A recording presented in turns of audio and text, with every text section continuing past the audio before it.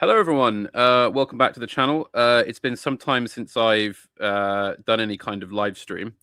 This is rather an impromptu one, which was generated solely by an appearance that my guest, Alex, that Steam guy, who I'm sure you will know, made on Academic Agents channel recently, in which part of the discussion was about the relationship between the British, if we'll call them, and the Americans, as not partly geopolitically, but mainly as civilizational groups.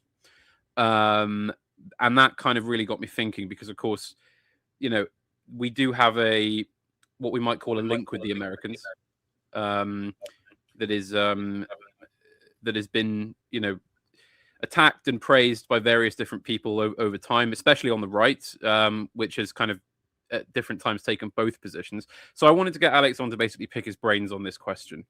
So welcome to the channel, Alex. Lovely. No, good afternoon, everyone. Yep, thanks for having me. And it's quite an honour to be the guest you've picked for the first live stream in a while. Yeah. Yes. Well, it was kind of, I thought, this is something that's just too important not to discuss, especially with the last kind of few months worth of news, which I do feel has, not to put too much stock in slot, but it has, I think, marked something of a watershed between not just Britain and America, but America and Europe, I think, as I'm sure you'd agree. So anyway, so could you give us kind of a quick refresher on your thoughts on the position between the peoples of Britain and the United States, in terms of how connected are they, how foreign are they to each other, this kind of thing? Yeah, so this came across, if people haven't watched it yet, I think it was in it was possibly the second one, but I've done a series of discussions with our mutual friend, Academic Agent, really talking about the state of the British right, as they so call themselves, and it's not necessarily limited to just the online spaces, but also practically as well. There does seem to be very much a sort of decision point now, which we're seeing as the possibility of a reform government seems to be becoming closer, although I've hedged on that somewhat, and where the online right is really going with all this. It's and of course Scrump and Evelyn's most recent stream on the based being also put away along with the woke. It seems a very interesting time to take stock of where we find ourselves, and actually even in the last sort of 6 weeks, I think you'd agree, we've really started to see quite a divergence in the main thrusts of the sort of right of centre spaces. Probably need to preface this by saying this is not a misread of the friend-enemy distinction. In fact, my sister-in-law is an American, and my brother lives out there with him. So this is not a case of friend good, enemy bad, much as that phrase is misused these days. It's really an appreciation, particularly, it has to be said, on this side of the Atlantic, that the imperial center is America, and if one of the key features of the right, in quotation marks, is that they are nationalists, really needing to understand that a country that's 3,000 miles away and separated by an ocean is not our nation. So when we do stand together, fine, but also when we diverge on things, that's equally as acceptable. I think what really brought on this discussion was, I said, no meaningful progress can be made until we see the Americans as foreign, and that really stems from a frustration I've had with a lot of this for a long time, that there seems to be in our spaces a lack of basic functional knowledge about how the British system works, Mm-hmm. and seemingly a preference to I think a lot of people in these spaces would do a lot better if the pub quiz round was on American presidents than it was on British prime ministers.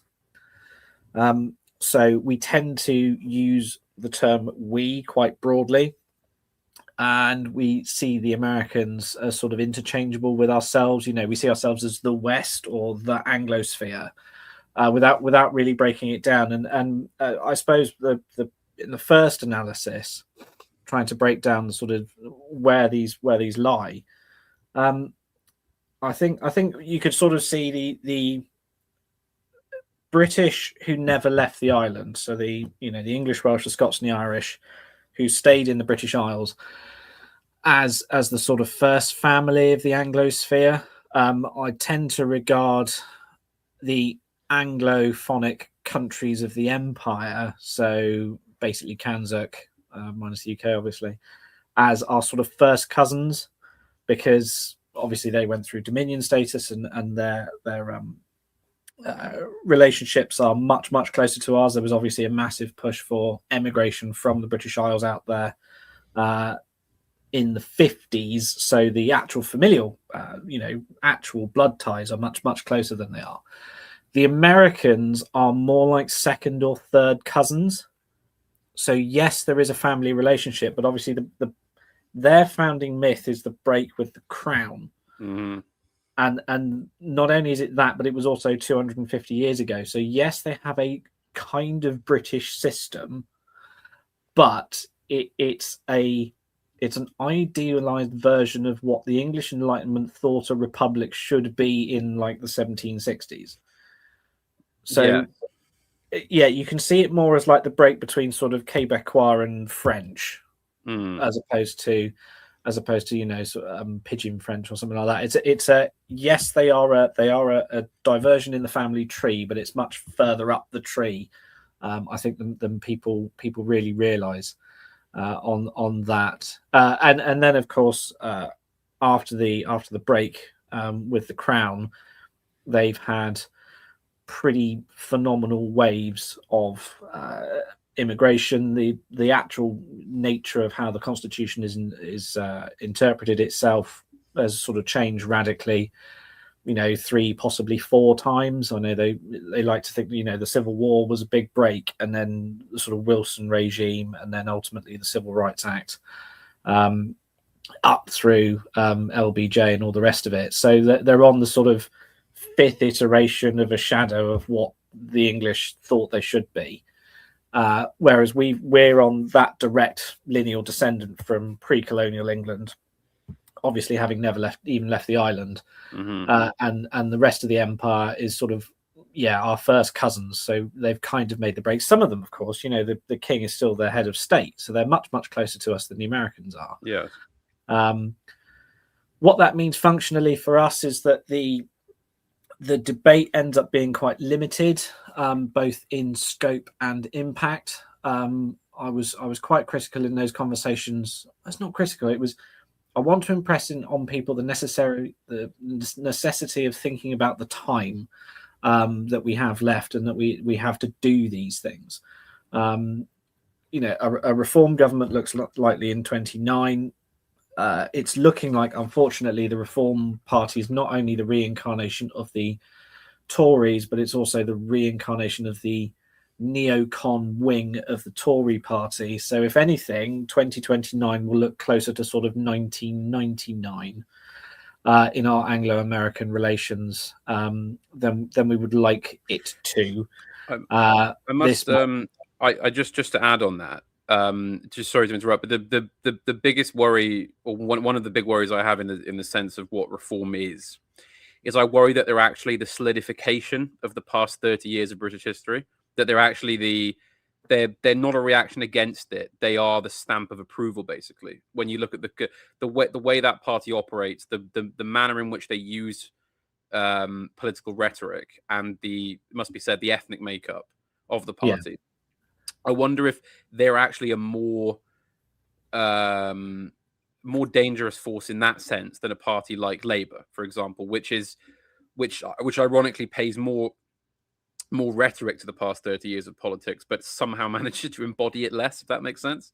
Yeah. I would completely agree with that. I think you look at reform, and it's very corporate. It's very showy. It's very American in that sense, but it's also very, very presidential. And they really seem to be trying to push, Nigel Farage as the president of the UK. And it already feels we've had the last 6 weeks of news we've had.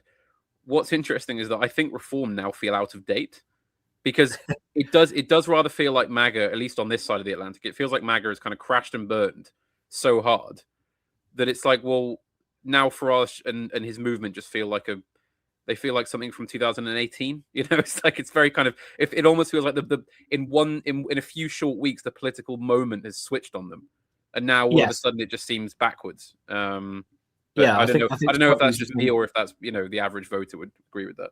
I think Scrump used the word gauche, and it does look gauche. It's not. It does. Sort of, that's not how we do things.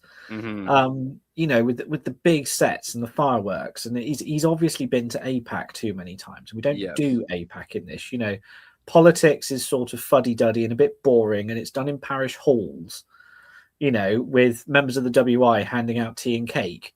It's not done under blue lights in stadia. That's not how we do politics in this country. So it's as you pointed out on your recent appearance on Academic Agents channel, is that it's almost as if he's doing all this, but also not preparing seriously to be prime minister. Where is the shadow administration? Where is the policy papers? Where is the costing and the kind of general husting you need to do in order to be taken to seriously, be thinking, right, in a few short years we might be running the country? Because at the moment, I mean, at no point during the history of the Reform Party, to me, have they seemed like a credible, we're actually going to be in party government. We're going to be in government party. I get the sense that Farage is just happy being permanent opposition. Part of me doesn't think he actually wants to be or can be prime minister. And then, but then you have to wonder then, well, to what end is reform then? Yeah, I know. People said it of Boris Johnson. Actually, he wanted to be prime minister so much he'd never actually thought about what to do if he actually ever got there. And the moment he got through the door in number 10, he was sort of bored. Mm-hmm. It comes back a lot to. I think there's a couple of phrases that you see every now and again in England, and it just shows how out of touch people are and how Americanized they become. The classic two are like the separation of church and state, and the separation of powers. Yeah. And anybody who uses those two phrases to talk about British politics can be sort of instantly dismissed. Obviously we have the bishops sitting in the House of Lords. It's only the senior ones. Actually now it should be all of them. We've got an unelected head of state, and the three forms of government are all sort of smashed together in that chimera that we call Parliament. So and that falls down to the heart of things is people know American politics because it's very simple and it's all laid out and it's very structured. They don't understand the spirit of how the English system is supposed to work, and all that shows me is that you're not a nationalist for your own country. Essentially, you're just playing red team, blue team. Could I perhaps put the point that the kind of that Americanization of politics in people's minds, that sort of cross understanding of concepts, perhaps expresses a subconscious truth, which is that we may as well just have American style politics because our system is basically nominal post World War II, in the sense that we're such an appendage of that system that it more or less supersedes ours anyway, you might say. It's kind of like how the phrase I like to use about British the British military as it stands is that we may as well just not bother having it. It's nominal, right? It's there because we feel we ought to, but it's not a serious fighting force, at least in large part. This kind of thing. So I do wonder if basically, well, yeah, it's not right to simply think of the system in American terms, but it's almost sort of like saying, well, you may as well for all the good it does. But perhaps that's too cynical. What do you think? No, I don't think it's too cynical at all. What you find is that a lot of those people, and again, the centre right being the absolute worst, because the centre right are the true believers in the system. Yes, and they are the last, die in the ditch defenders of the current system. If you take a pragmatic view of things, we are a vassal of the American empire. So obviously, looking to the imperial centre for political both direction and execution is exactly where we want to go. There obviously was the Brexit debate in this country, which essentially was an imperial debate. It was, do you want Britain to be run from Washington or do you want it to be run from Brussels? And yeah, there was a very, very small slither of people saying, no, actually, we want to, run things for our own interest. They were probably outnumbered by the people who, saying some sort of diehard imperial renaissance that they actually wanted Brexit because they wanted closer ties with the Commonwealth, which again is a a bit like NATO. It's an organisation long past its sell-by date, and it needs chopping and getting rid of. On the military thing, you see the entire foundation of our military doctrine is that we're part of a broader team. Yeah, the Americans will do it. And through NATO. So you sort of one of the basic things is from a naval perspective, and being a bit of a student of naval history myself. If you want a capability to be at sea continuously, you need 3 ships to do it. Yeah, because you've got one off doing the job, one either coming off doing the job or in training getting ready to do it, and then one in refit. Mm-hmm. And of course, we've only got 2 aircraft carriers, which means you can't have one continuous at sea. But if you're working with the French have got a carrier, which then bumps the numbers up to 3. Or if you're working with an American carrier force, or you've got a couple of Dutch transports, so Britain sees itself as the sort of the first colony of NATO, if that makes sense. So the Americans will do the lion's share of the work and actually pay for almost everything. We do pay, I think we're by far the second biggest contributor. And then everybody else uses it as a defense subsidy. But that's kind of the imperial duty. That's what America has to do. That's what all empires do, is that you subsidize the defense of your colonies. Yeah. And the moment you get your colonies to pay for their own defense, the empire's de facto over. That's Honorius's letter to the Britons in 410. Yes, and there is something of an irony there, isn't there? In that one of the major causes of our imperial downfall in America was asking the colonies to pay for their own defense.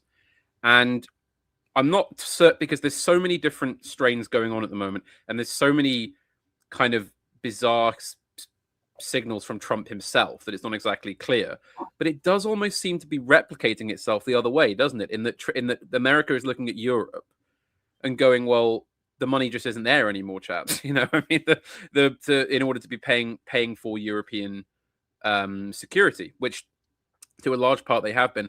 Though I've also seen the opposite kind of take on it, which is that they're actually just turning up the extraction. They're trying to keep Europe on an even tighter leash to get more money out of us. But I don't know enough about the details to really say which of those is absolutely true, or perhaps both are true. I mean, it's possible in this day and age.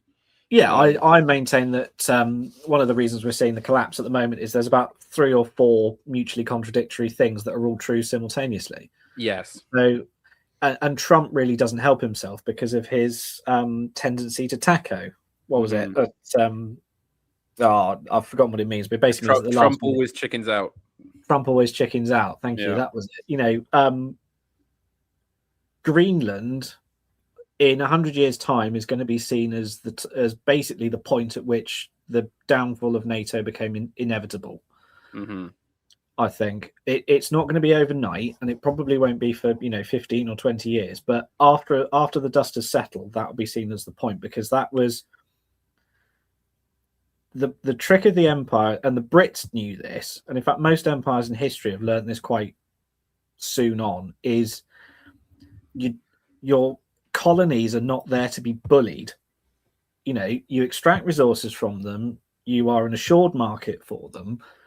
But you don't start being a dick, because that's essentially, you know, for want of a better word, that's the moment at which the independent movements start springing up.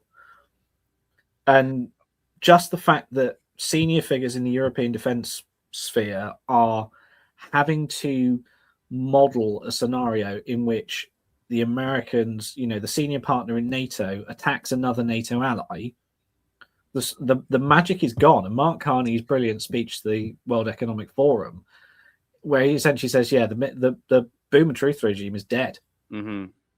And we're all paying for that now. On top of that, of course, America tried to build an empire out of former colonial powers, which is kind of explains the behavior of the EU, because the EU is all the failed imperialists of the European powers. It's a losers club, basically. Yeah, it's a losers club. So they're all sat in Brussels, basically trying to rebuild the Holy Roman Empire from what it looks like. It's so sclerotic and weird. Yeah, and as you say, there's always several different things going on at any one time anyway, so it's not clear. Yeah. Trump is then trying to get the HRE to do what he wants them to. They've told him to bugger off, but they can't pay for themselves anyway, so they kind of begrudgingly have to use him for defense. But then at the same time, another facet of imperial power is that your colonies give you preferential treatment in trade and all the rest of it. And the Americans have sold their industrial base to China. So America's colonies are buying most of their stuff from a rival power. And then you get, you know, the Chinese are also apparently nominally our adversaries. So they break all the rules, don't they? I mean, this particular empire is quite. I mean, you know, I'm sure there's some esoteric example from history that I'm missing, but I mean, this is pretty unprecedented, isn't it? Because it's almost like they're deliberately. It's like a kind of postmodern sort of freeform jazz style of running an empire, isn't it? Where you just do whatever you want without any heed to consequences, and somehow it holds together more than you might think. And it must be said, I agree with your comments on, you know, once you start bullying the colonies, the independence movement starts. But it must be said, in this particular moment, I mean, I was in Vienna recently for a conference on this exact question, and I was so repeatedly annoyed by just realizing how spineless European politicians actually are. When they have if you had some really savvy, you know, national leaders in Europe, we could be, you know, this could be the flowering of a new spring. It really could. I mean, you know, there could be an entire reconfiguration of Europe. I mean, and I am. It must be said, despite having been in favor of Brexit, I am quite in favor of more European cooperation, because I believe that the next age of history will require a more united Europe. I'm not necessarily saying, you know, Europe as a single nation state or anything, but I do basically want a neo HRE.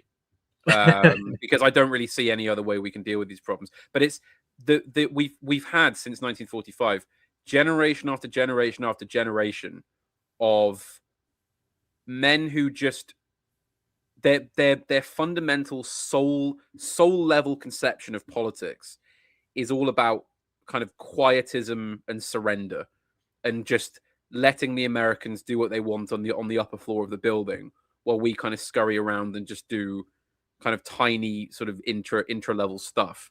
And I wonder how long it's going to take to snap out of that mindset, because some of the terror you see in the faces of some of the boomers, especially in the German countries, for obvious reasons, because they're the ones that got, you know, sort of dog whipped the hardest, basically. Yeah, they got absolutely saturated in this stuff after the war. Yeah, and I don't know how long it's going to be until that they can kind of get away from that, because it really has, I think, broken them on the level of the soul.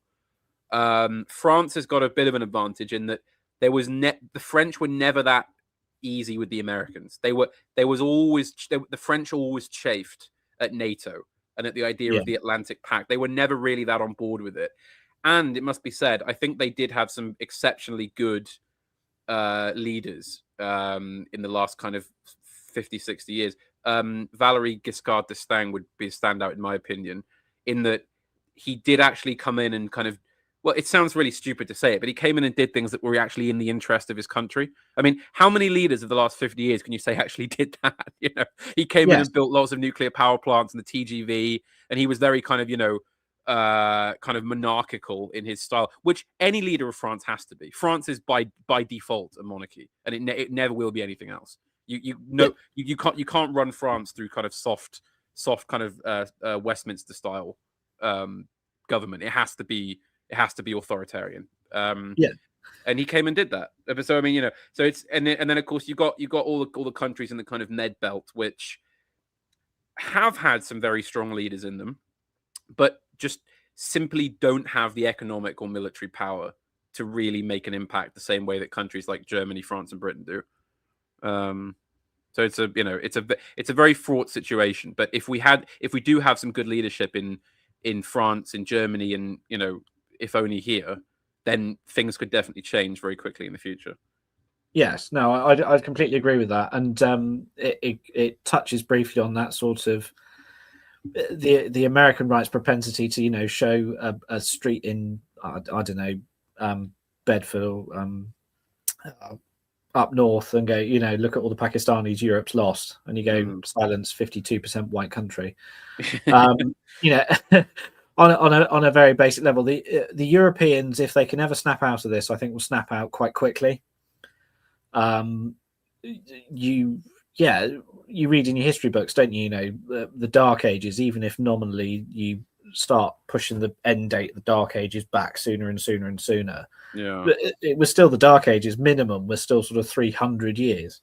Yes, and Europe managed to snap back from that. So if we're only about 6 years into the new Dark Ages, we're not going to see the spring anytime soon. But on a long enough time frame, we'll be all right.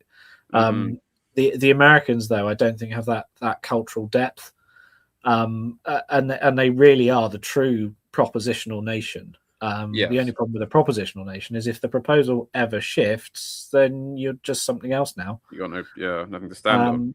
Yeah. Well, I mean, there is also this kind of specter, and I mean this in the the infamous a specter is hanging over the world, the specter of communism.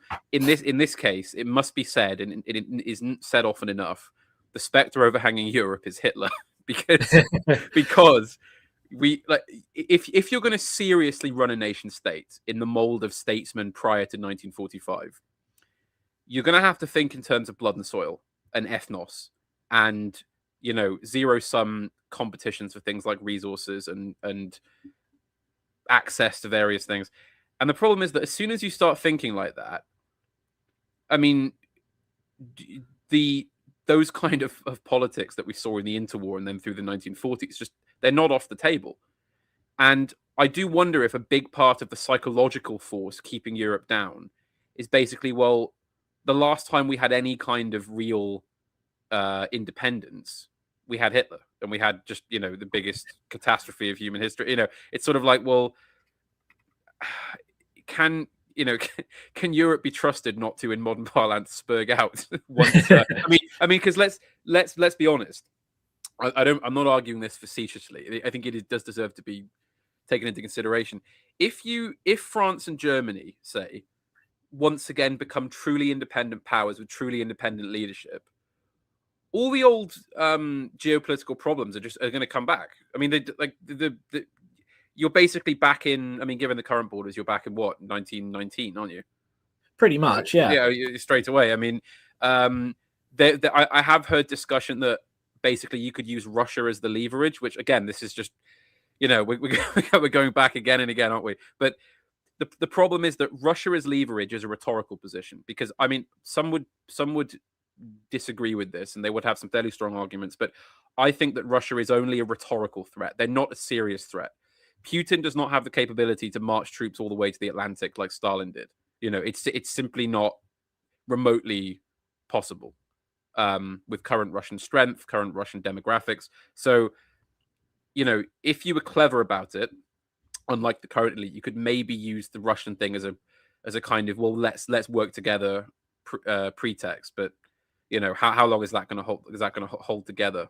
Yeah. So it is.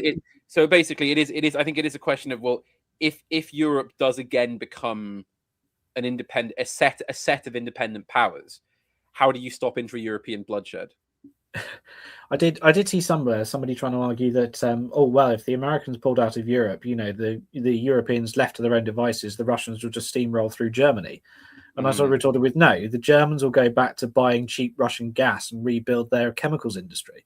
Yeah. You know, the Russians were a threat from the Americans' ability to interfere in European politics. They weren't actually a threat to the Europeans because all the Europeans were doing was just being good customers to the Russian gas company.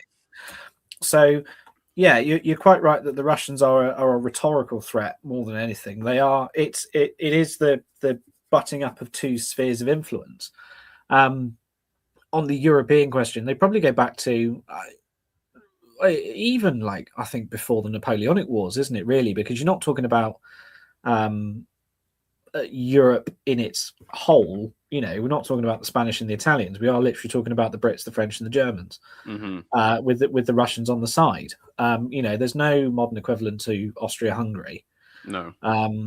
So, yeah, but Europe has a tendency to spurg out every 100 years anyway. You know, you go back to you got the 30 Years' War, then the 7 Years' War, then the Napoleonic Wars, then World Wars 1 and 2.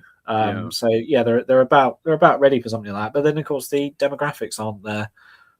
There isn't the excess young male population to go into that. So maybe Europe does need a bit of a shake up and a redrawing of the map. But whether or not it needs to be done violently is another matter. Maybe, you know, you're the redrawing the map. You're just taking the top layer off. So you're taking off NATO and the European Union. I do agree with you that yeah, we're stuck in this sort of ideological cul-de-sac. And it was one of the things I said to AA as well, was that when people tell you their politics, what they're telling you is what their blind spots are.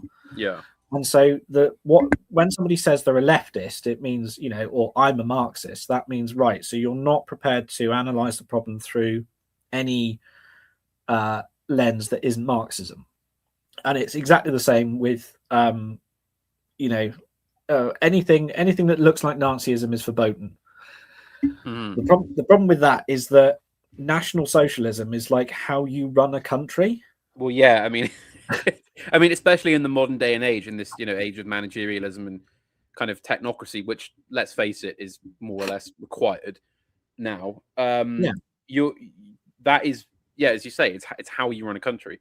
Social nationalism, you can define it a million different ways. You know, and as we now go close to a century since World War II, it's sort of like, well, how long are we going to let this just dominate all considerations? Yeah, you know, because it's like this sort of thing. And AA used to say, it's like, well, the logic of the argument is you're not allowed to oppose having, you know, 1 million Somalians a year enter your country because Hitler happened. It's like, yes, well, it's not logical and it doesn't make any sense, but it's what will keep pushing on the kind of the whole psychological map of the world, or at least in Europe and America, or has done. I don't know how long it'll go on for, but so one question I do want to get onto is how America exerts control over its empire, because it's changed somewhat recently, but in many respects, America is the quiet empire. It's the shadow empire, right? It doesn't when compared to, you know, France just rolling troops into Indochina, or, you know, us, you know, just holding on to Kenya or something for however long. It's quite different in that when it does use hard power in places like Vietnam, Afghanistan, Iraq, not only does it tend to make that a kind of rare occasion, but it tends to not do very well. You know, let's remember that. It's kind of, American hard power is very considerable, but not exactly as feared as perhaps one might think, given the track record.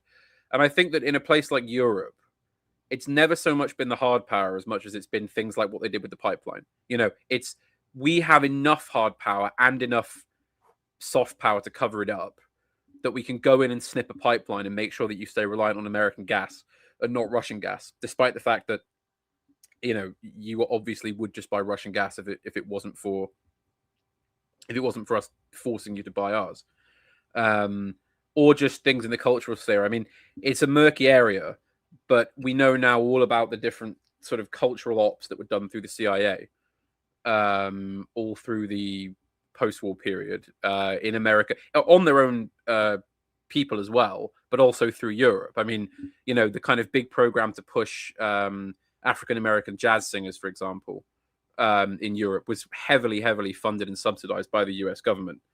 So it's kind of when we study the American empire as a concept, I mean, we kind of have to study it as existing on so many different levels in a way that, I don't think the old empires ever really had to do, or at least they did in very crude ways, like the French trying to make everyone in Algeria and Indochina French, which obviously isn't going to work, which was done in a kind of very top-down, unsubtle way compared to how the Americans do it, I think.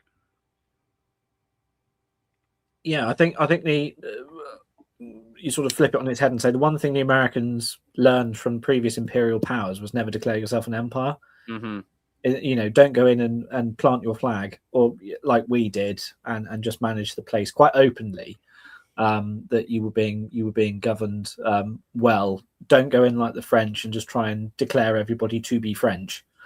What you do is you oversaturate the cultural space and the political space with American cultural signifiers.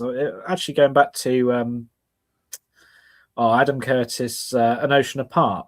Mm-hmm. And I think it's in the first or second episode where he gets the girls, who were sort of teenagers back in the 20s, just after World War One, and they say every magazine was full of American products, and the movie theaters, but just the movie theaters generally, but the cinemas were all full of American films, and they wanted to be American celebrities and this sort of thing. So getting people to think like Americans, which ultimately, unfortunately, means getting them to think like good little consumers. Yeah. What's happening now is that the economic situation for the average person is so bad. The lack of disposable income is becoming quite tangible. So people can't afford those sort of cultural products because ultimately they are based on discretionary income. Coupled with the actual quality of them has gone down considerably. I know we like to talk about how Hollywood went woke and all the rest of it, but even if it's not woke, they're just endlessly making remakes of things now. So you can feel the cultural steam that kept the American empire going is really starting to run out. And once that sort of happens, and people keep.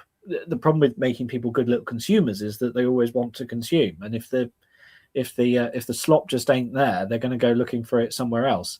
So the Americans have sort of backed themselves up into a corner where they can't keep doing this, and they can't keep subsidizing. They can't do another Marshall Plan where they subsidize consumption of American products because one, the dollar is simply too weak to do that again. But two, the products aren't there because if you lend people a bunch of money, they probably just go and buy it from China. So the Americans are really sort of stuck now, and people are sort of slowly realizing this. I don't think necessarily that will mean there'll be a particularly violent dissolution of the empire.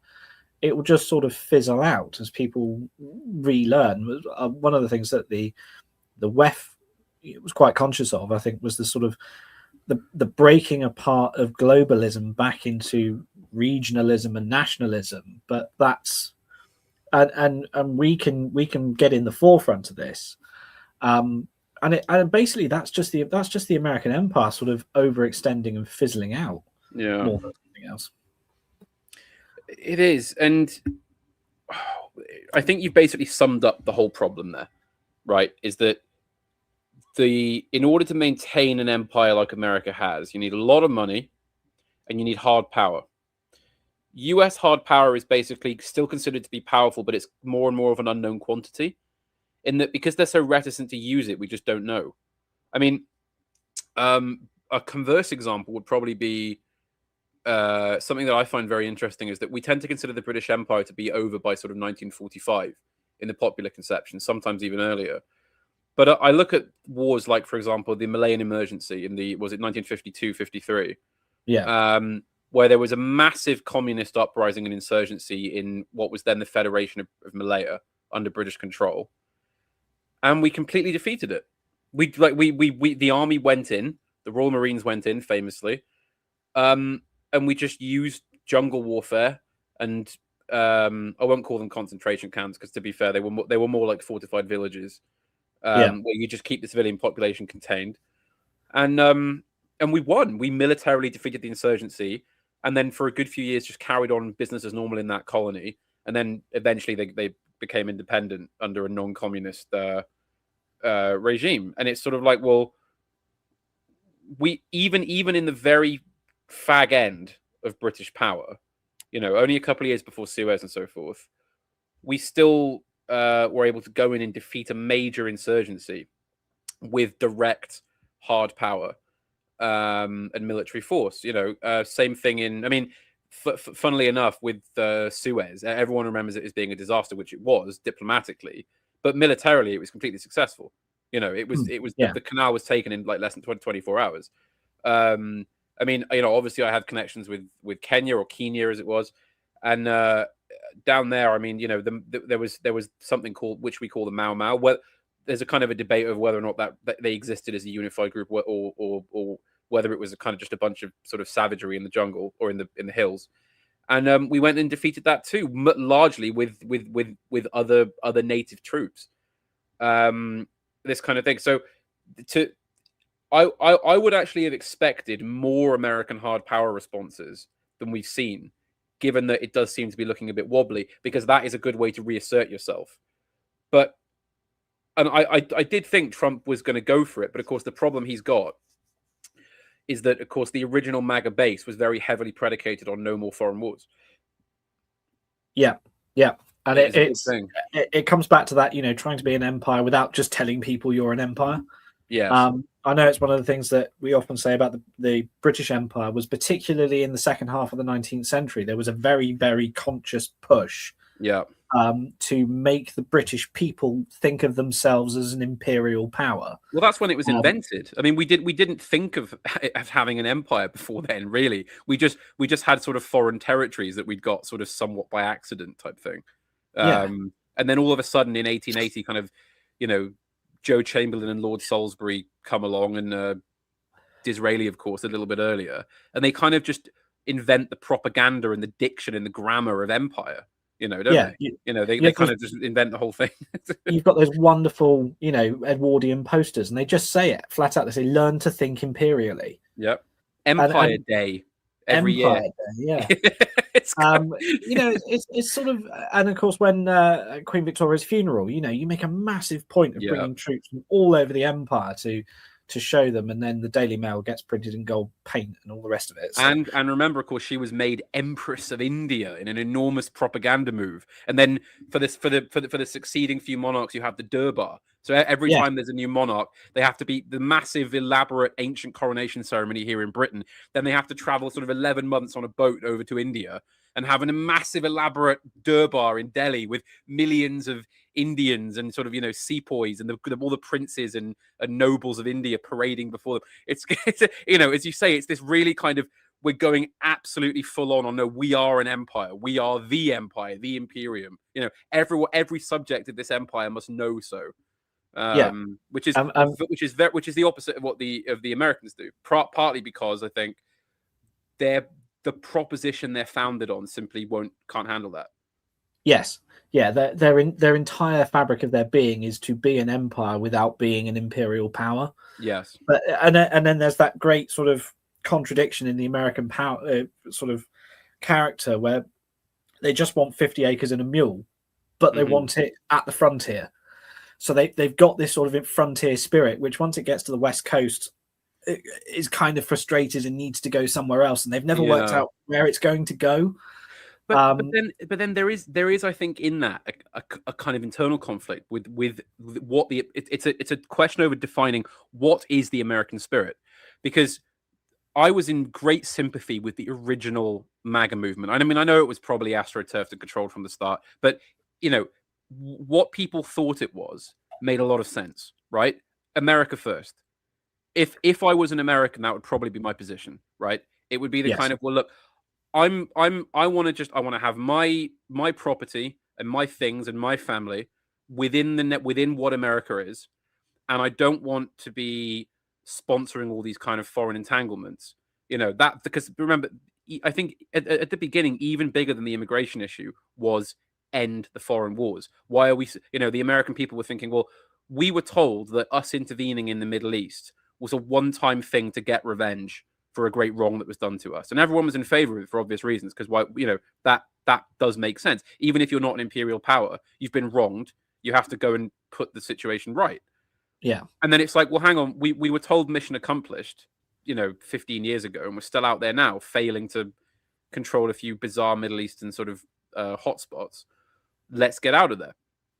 And then what kind of shocked me as time went on, and I sort of grew up and got into more right-wing politics and more this kind of thing, is that I would casually mention, the idea of America first, and America should withdraw from Europe and withdraw from the Middle East and so forth. And this people who had MAGA as part of their identity would just go, "Oh no, what are you, some kind of traitor? You stupid Euro poor?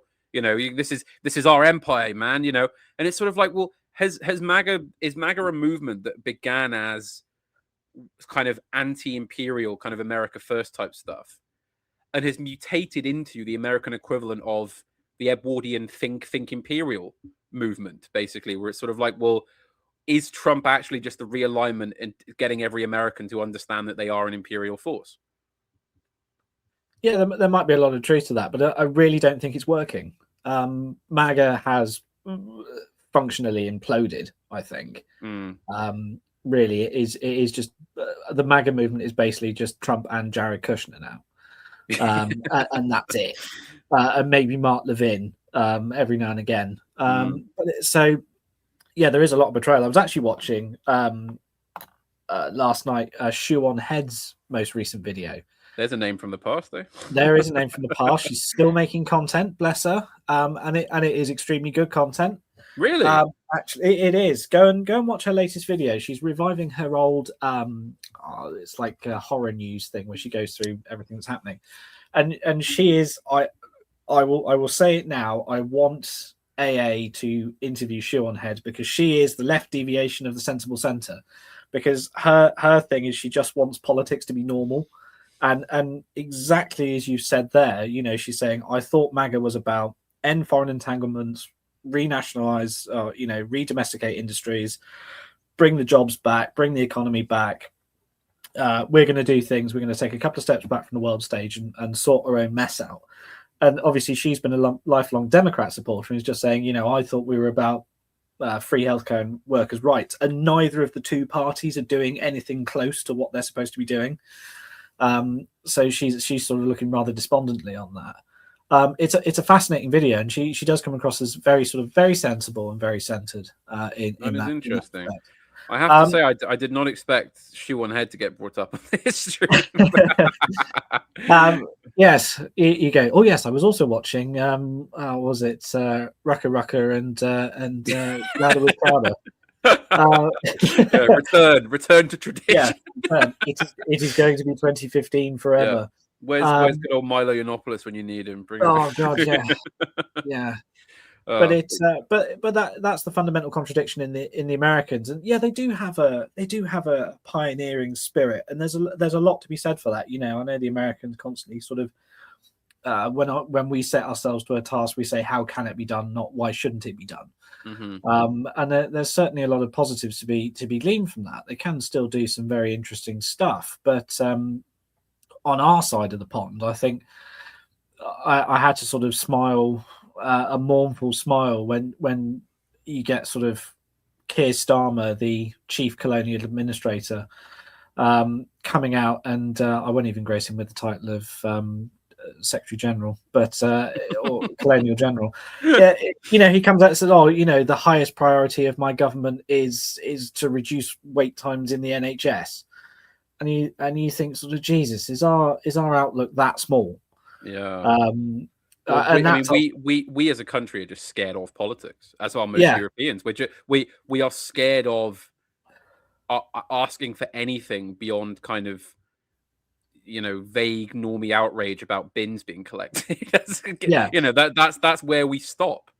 And I have long said, that the sort of foundational bits of government is essentially fixing the potholes and making sure the bins are collected. Yeah. But if we're going for the high ideal stuff, yeah, absolutely.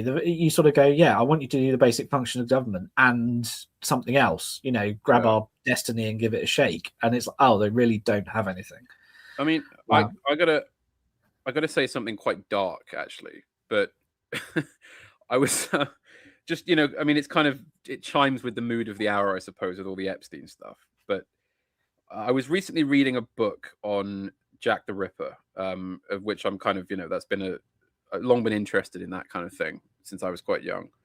And it's quite a revolutionary book. It's called They All Love Jack by Bruce Robinson, who is the director who made the film Withnail and I, which is, obviously quite a big classic here. And one of the main things that book, it is kind of a very groundbreaking, very revolutionary take on the Jack the Ripper murders, but it is more so really a book about Britain in kind of its late imperial decadence, and it focuses very heavily on the doings of the elite, and it kind of makes me think, well, in Britain at that time, you had an elite that was, let's just say they had their own foibles, as our elite does, right? I mean, all kinds of stuff that just wasn't at all public that was going on, and all kinds of very shady dealings, a lot of corruption, a lot of secret vice. I mean, in those days, it was more to do with homosexuality than what the current elite do, because obviously that was still considered beyond the pale then. But despite all their flaws and corruptions and incompetences, that elite still was magnificently good at actually governing. Yes. In that, it's almost sort of like, well, I'm not naive enough necessarily to believe that we will ever have a country where the elite don't have sort of secret goings on, because by nature an elite will. And I think the simple fact of political reality is not everything can be public. Some things have to stay within the courts, within the palaces, within the chambers. Some things the public will never know because just power needs them not to know. But you can have that and still have a really, really solid, competent government by any standard of imagination. I know it's I feel kind of slightly self-deflated in having said it, because it just feels like it's such a grim admission. But I feel like that's the truth, in the sense that you can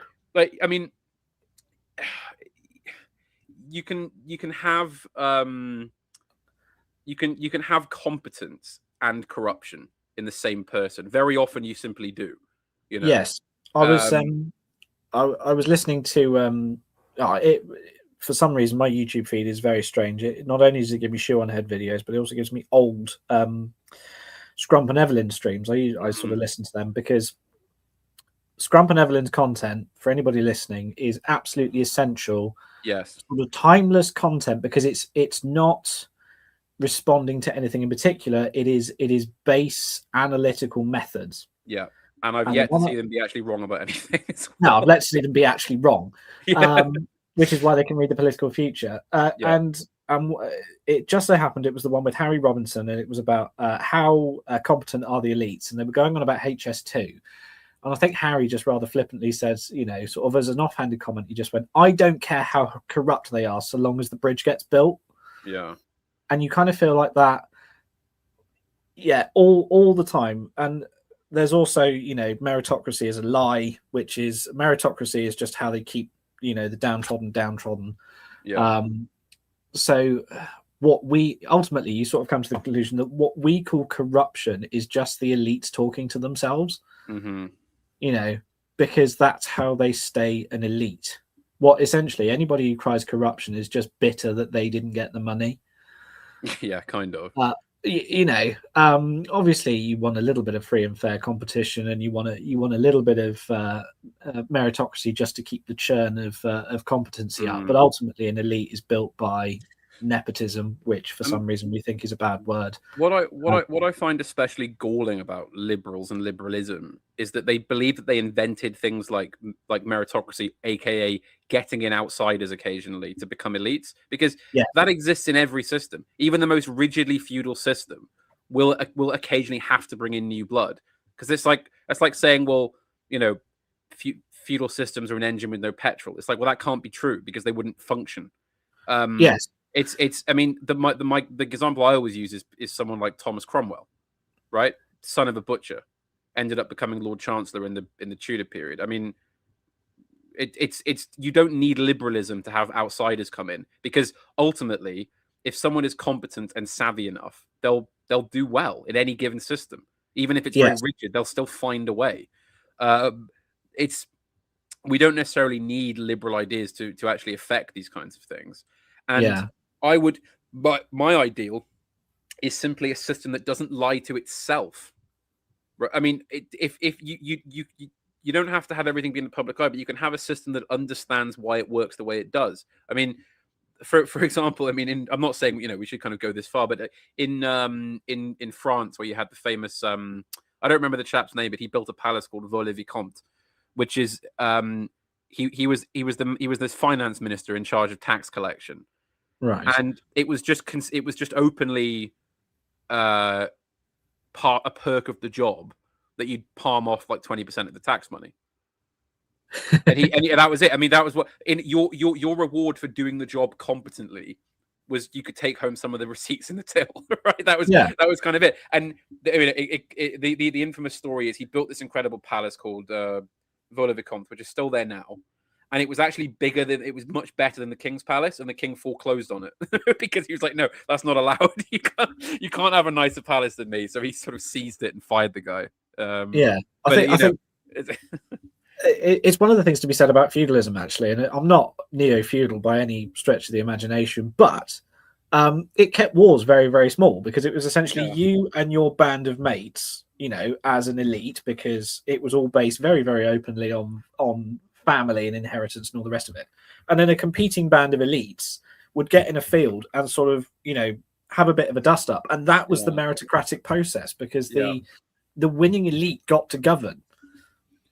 And you know, once every now and again, you know, like Agincourt was a massive defeat for the French, because basically most of their aristocracy was dead on the field. Yes. But what it did mean was that they could almost like start with a fresh sheet.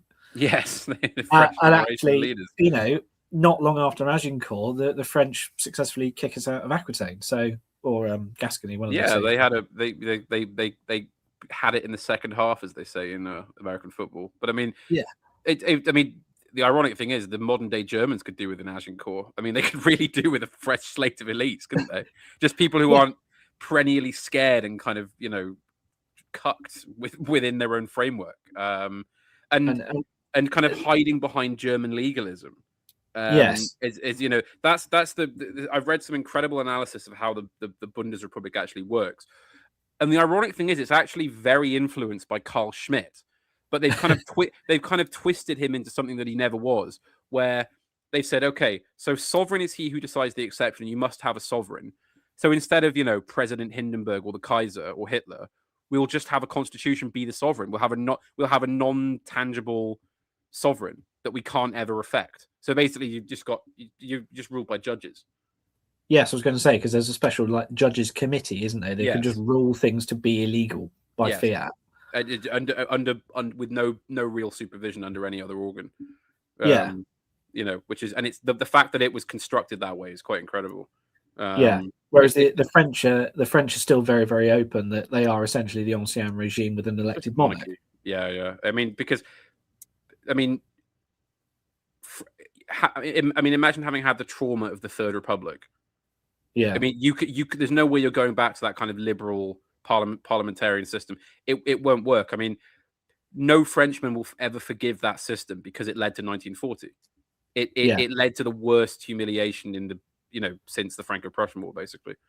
Arguably a worse one. And then, of course, they they kind of went back to the status quo ante after the war, and it lasted 10 years, and then there was a military coup, which was like, right, we're finished with this now.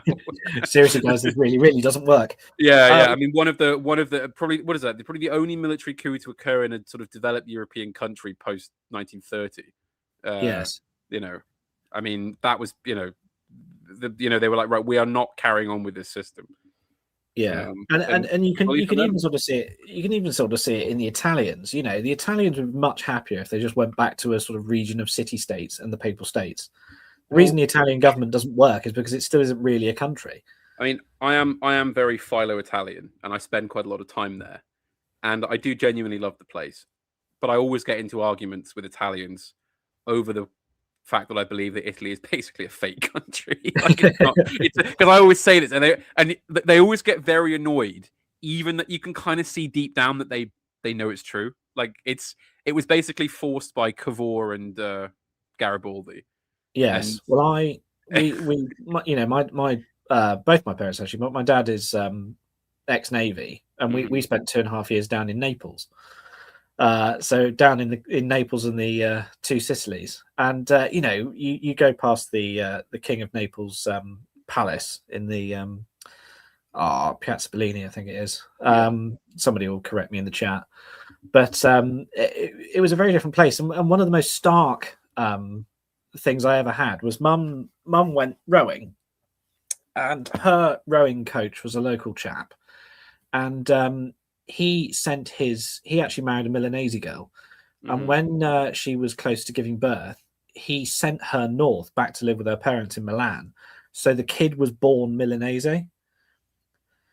So that, the kid wasn't a Neapolitan.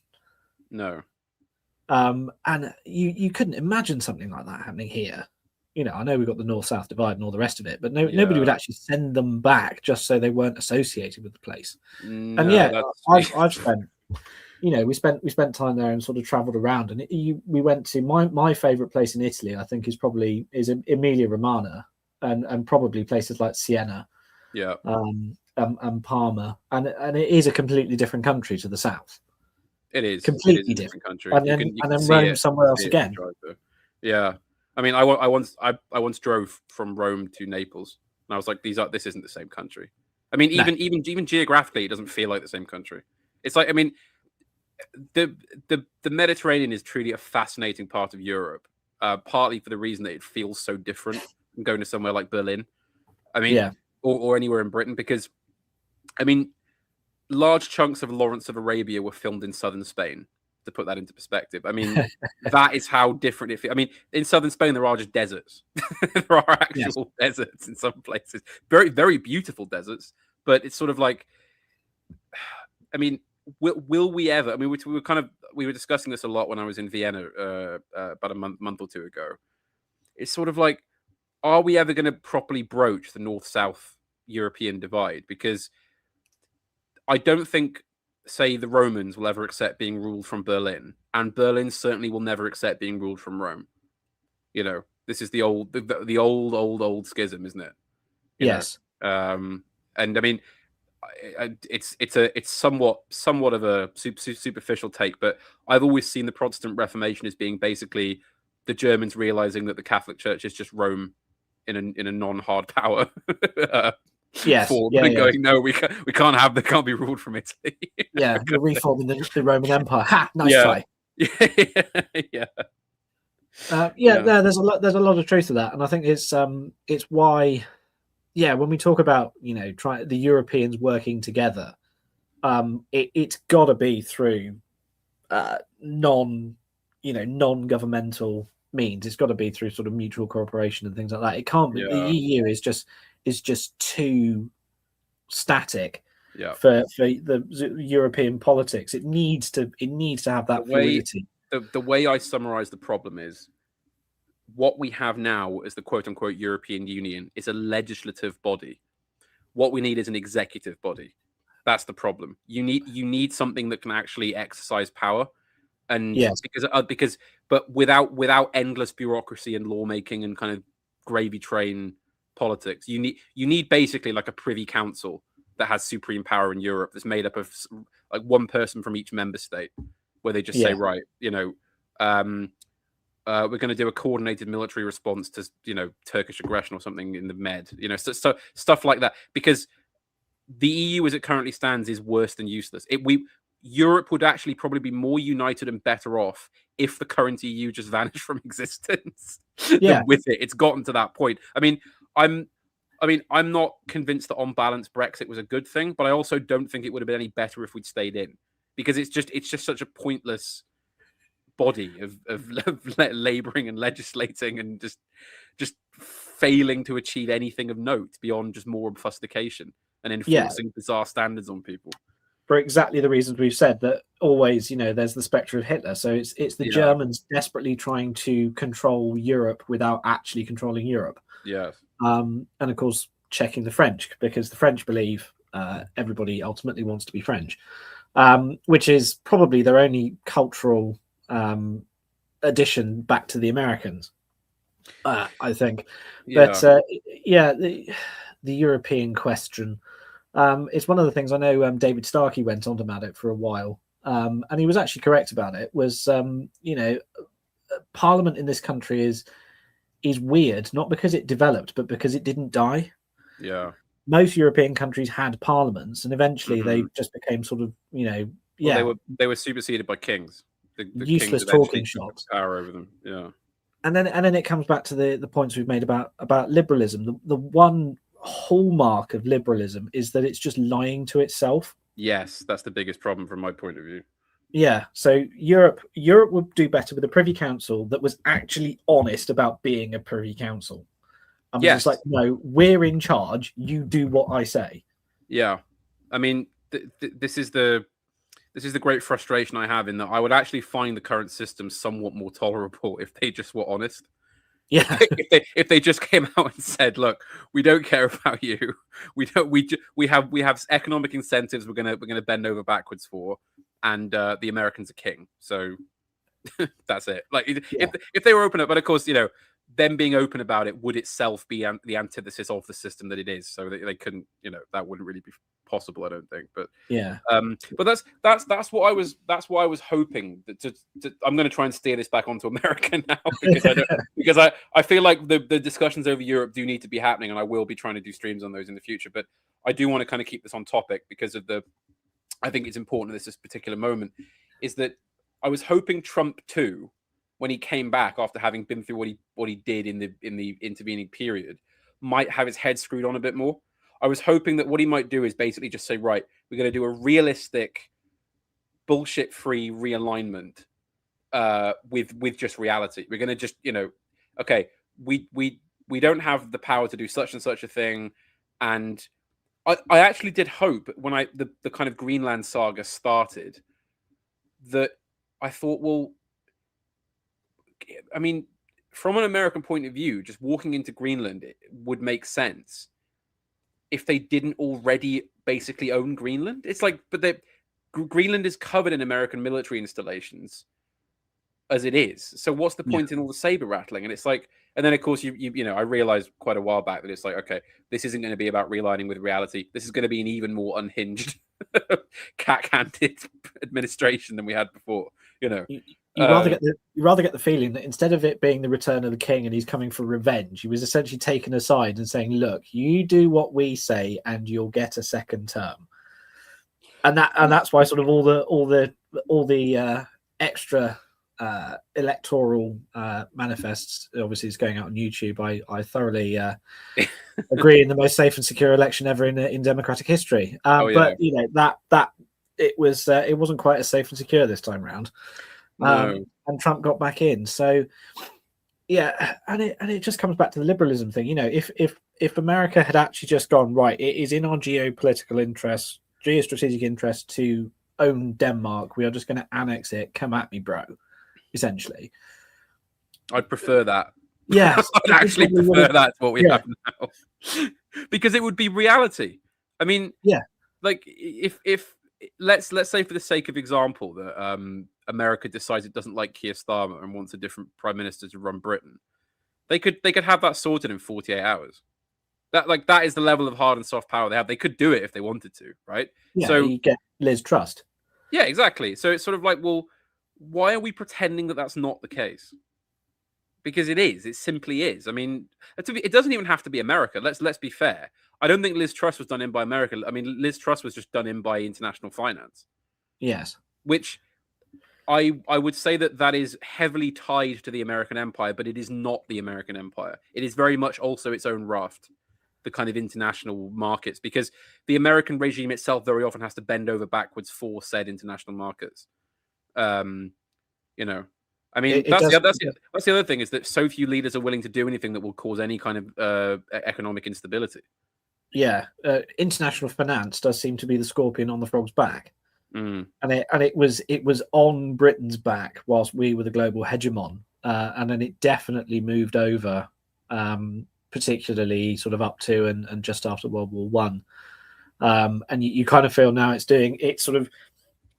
it's realizing the ship's sinking and it's sort of looking for somewhere else to go and it can't really find anywhere. Yeah. There is no upcoming global hegemon. You know, the idea that the Chinese are going to do it is bunk, because for 2,500 years they've been completely disinterested in being a maritime power. Be a world power. No, they just want to be China.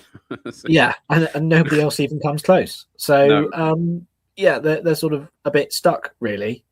Funnily enough, I shouldn't want to speculate on the nature of international finance. Of course, it's beyond the realms of this discussion. But from an internal political side of America, there does feel like there's a great betrayal for the Americans. They did just want this to be about health insurance and infrastructure. Infrastructure is a massive one. And they've been going on about it for years, really. And then in our own sort of side, even trying to go back a bit further than that, is that in our own politics, that we want desperately somebody to break the quagmire, the bonfire of the quangos and all the rest of it. But we desperately need somebody to do that. But it does feel like you're currently arguing with even the national government. It just feels like a slightly vindictive local council.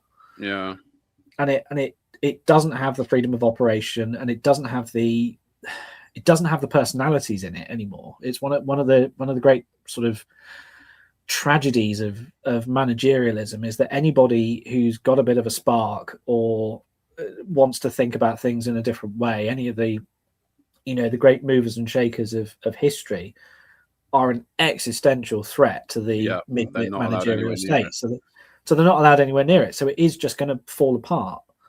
Well, I mean, in Britain, you're not the people we believe are the government basically have no functional power. I mean, they can't actually affect anything, because it's all, dominated by basically the cabinet office. I mean, that's who actually controls the day-to-day business of government. I mean, and the incredible thing is, when we set the cabinet office up during the First World War, every politician said, in not that long, the cabinet office will just be running the country, because you've given them formal administrative powers over the actual prime minister. Yes. So it's like, well, and it's like, okay, that works for the first kind of 25 years where the people doing it are benevolent enough not to use that as hard power. Doesn't work kind of post 1950, where they just control the prime minister, through just administrative warfare, basically. I mean, I don't fully trust the man for a number of reasons, but Dominic Cummings did say quite a lot of interesting stuff about his time working in Number 10, where he said basically he's trying to convince Boris Johnson that he doesn't have to do everything the cabinet office say he has to do. There's no legal requirement to do that. Yeah, because he is the prime minister, and he has, unlike most other countries which have reformulated on the American model of a binding constitution, he has no binding constitution. If there is something in law he doesn't like, he has a big enough majority, he can just get rid of it tomorrow. Yes. He can speed track it through Parliament and have it abolished in the morning, type thing. Yes. And Boris Johnson's kind of sitting there going, but can I really? Can I? And he's going, yes, you can. And he goes, right, what we'll do is we'll test the waters. So one of the things the Prime Minister has to sign off on is the appointment of bishops in the Church of England. There's kind of a tick box thing where they just have to basically say they're okay with it. And that day, I think the Bishop of Bishop of Durham or something was a new man had been appointed, and he had to sign off on it. And Dominic Cummings said, "Right, just don't sign it. Just don't sign it and send it back to the cabinet office unsigned. We'll see what happens." Such a minor issue, right? No political importance really attached to this. Within a few hours of that going back, half the cabinet office was in the room with them, just panicking and shouting at them, going, "What the hell are you doing? This isn't a..." And they kept using the phrase, "It's an affront to government." So the idea that you not doing what we want is an affront to government, which in real terms is true, because by letting them do that, they are then the government, aren't they? Yes. So it's like, well, you're just there to sign into law what they want you to sign into law. If the cabinet office doesn't want you to restrict immigration, you're not getting immigration restricted. Like, it's as simple as that. Yes, and it's one of the sort of, it's the lever we desperately want to pull. It does feel like the last sort of 100 years, the to use a railway analogy, the government and the cabinet are a beautiful signal box with all the levers there to adjust all the points and the signals, and the cabinet office has been beneath, just removing all the linkages. And it's like, at some point you're actually just going to have to go, under the signal gantry and put them all back again. It's one of the things I've got, again, from naval history. I've got books on naval history going back. I've got some that were written in sort of the 1890s. Funnily enough, by a Daily Mail journalist who he was at the Siege of Mafeking. I forget his name now, but it very much in the possibly but very much in the tradition of the Daily Mail. It's actually like, government deprives Navy of valuable funds. But the two things that really strike you is, one, he keeps calling it our Navy, as in the British people. Yes, the collective noun. Yes. And there's a great line in it which is along the lines of sort of, although it's not the duty of every Englishman to manage the Navy, it is in his duty to know that it is managed well. Yes, which is very true, Which is very true. But the Navy estimates, which was the operating budget of the Royal Navy at the time, they were always put before Parliament. Mm-hmm. And all those, every single function that is now done by a subcommittee or is done by an independent, inverted commas, body, that was what Parliament was for. Yeah. And that was the great strength of the British system, was that you absolutely everything was put out on the table and it was discussed, and then once a decision was made, that was it, and you went for it. Parliament is the big committee. The whole idea that you have to have other committee, that is the committee that you have to pass things on and to do scrutiny. Absolutely, and the whole point of it. That was the whole point. And again, it comes back to national character. How is England actually run? England is run by a bunch of amateur committees who take their committee-ness very, very seriously. It's all done. I'm a member of, every sports club has got a committee, and social things, and the WI and the PCC and all these little excuse me, bodies and committees, and they've all got a chairman and a secretary and a treasurer, and they do the accounts and they do AGMs, and there's a wonderful line in our AGM, which is the standard, any other business pursuant to the general course of an annual general meeting and all the rest of it. That's what Parliament was. It was just a really big village committee. Yeah. And it isn't anymore, which is why the government's fallen over. No, it's not. And also just because at the heart of all this, as you say, there is a deep philosophical question, which is, what is the nature of not just Britain, but England? I mean, and it applies in all the other constituent countries as well. I mean, coming from Wales, well, what is Welsh identity beyond basically sort of Trotskyite socialism and, bad government? I mean, and in England, it's the same thing. I mean, there's long been the English argument that you need a fresh start where you actually go anti-unionist to basically bring England itself back into focus. And I'm not really that keen on the idea of particularly Welsh independence, because I simply don't think it's actually feasible, in the sense that England is clearly the stronger power and you will always be in its orbit. I think a lot of Welsh nationalism is actually being pushed by sort of left-wing English people who move to Cardiff. That is true, because it becomes basically a political funnel where it's the only acceptable form of dissidence. Yeah. And also a lot of it is just whinging for Gibbs. And to me, that is not proper politics. Just saying, the bloody English made my granny die in a hospital in Porthcawl. Like it just isn't. That's not serious politics, and it's probably bullshit. Yes, because Wales has ungodly amounts of funding from England. It wouldn't function. There is no independent Welsh like treasury or finance. It's all just money from Westminster anyway. So what are you going to do without that? We do have 13 million sheep, but we don't. It's not like we're going to suddenly turn that into a huge economy or anything. So it's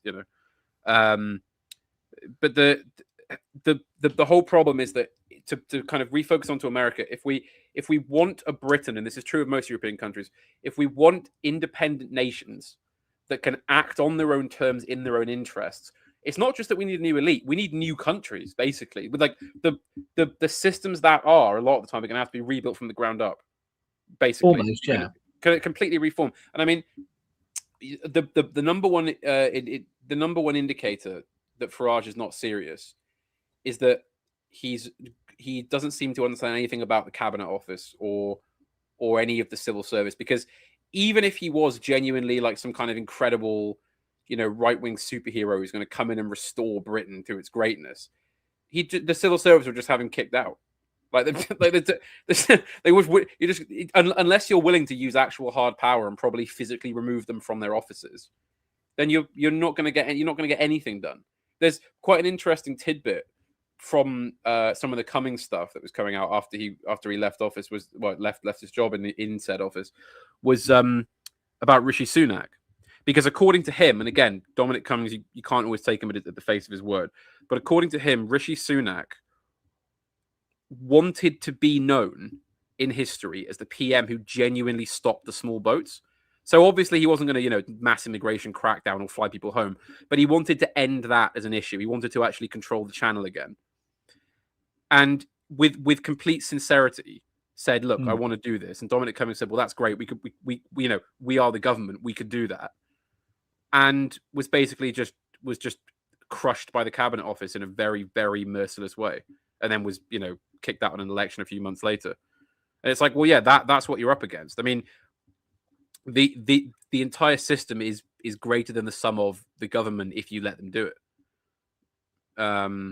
So it's like, well, where do we begin? I mean, all this kind of stuff related to American power is also contingent on the fact that Europe is on its back, and every time we have a bit of breathing room where we could get up off our collective backs, we don't take the opportunity. We just kind of do an Ursula von der Leyen where we just go, no, America is our friend, America is our protector, all hail. We're going to buy American gas instead of Russian gas. Type that, it's pathetic, isn't it? The whole board needs to be swept clean, really, in order to change any of this, I think.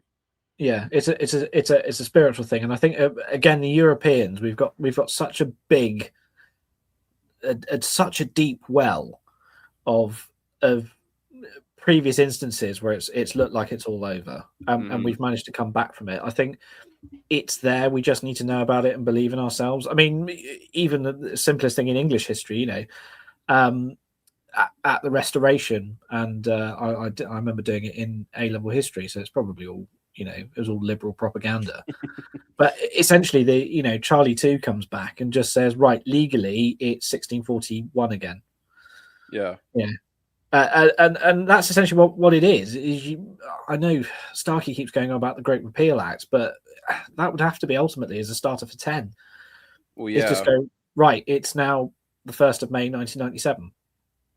And then we'll go back further than that. You're just going to have to root and branch, and somebody. And the great irony of it is, it would probably actually be a really, really simple bill. It would be like a one-liner which says the following acts are hereby repealed. Well, it would be that simple, and because we have a great luck in this country, and I really hope they don't mess this up by trying to sort of Americanize things, which is what Brown wants to do, where, assuming you have a majority in Parliament, you are just the dictator of Britain. Yeah, there is no legal check. The only constitutional principle in Britain is that Parliament is sovereign. That's it. That is. I mean, this is why all the flummery over the ECHR is so pointless. Is because none of it is binding.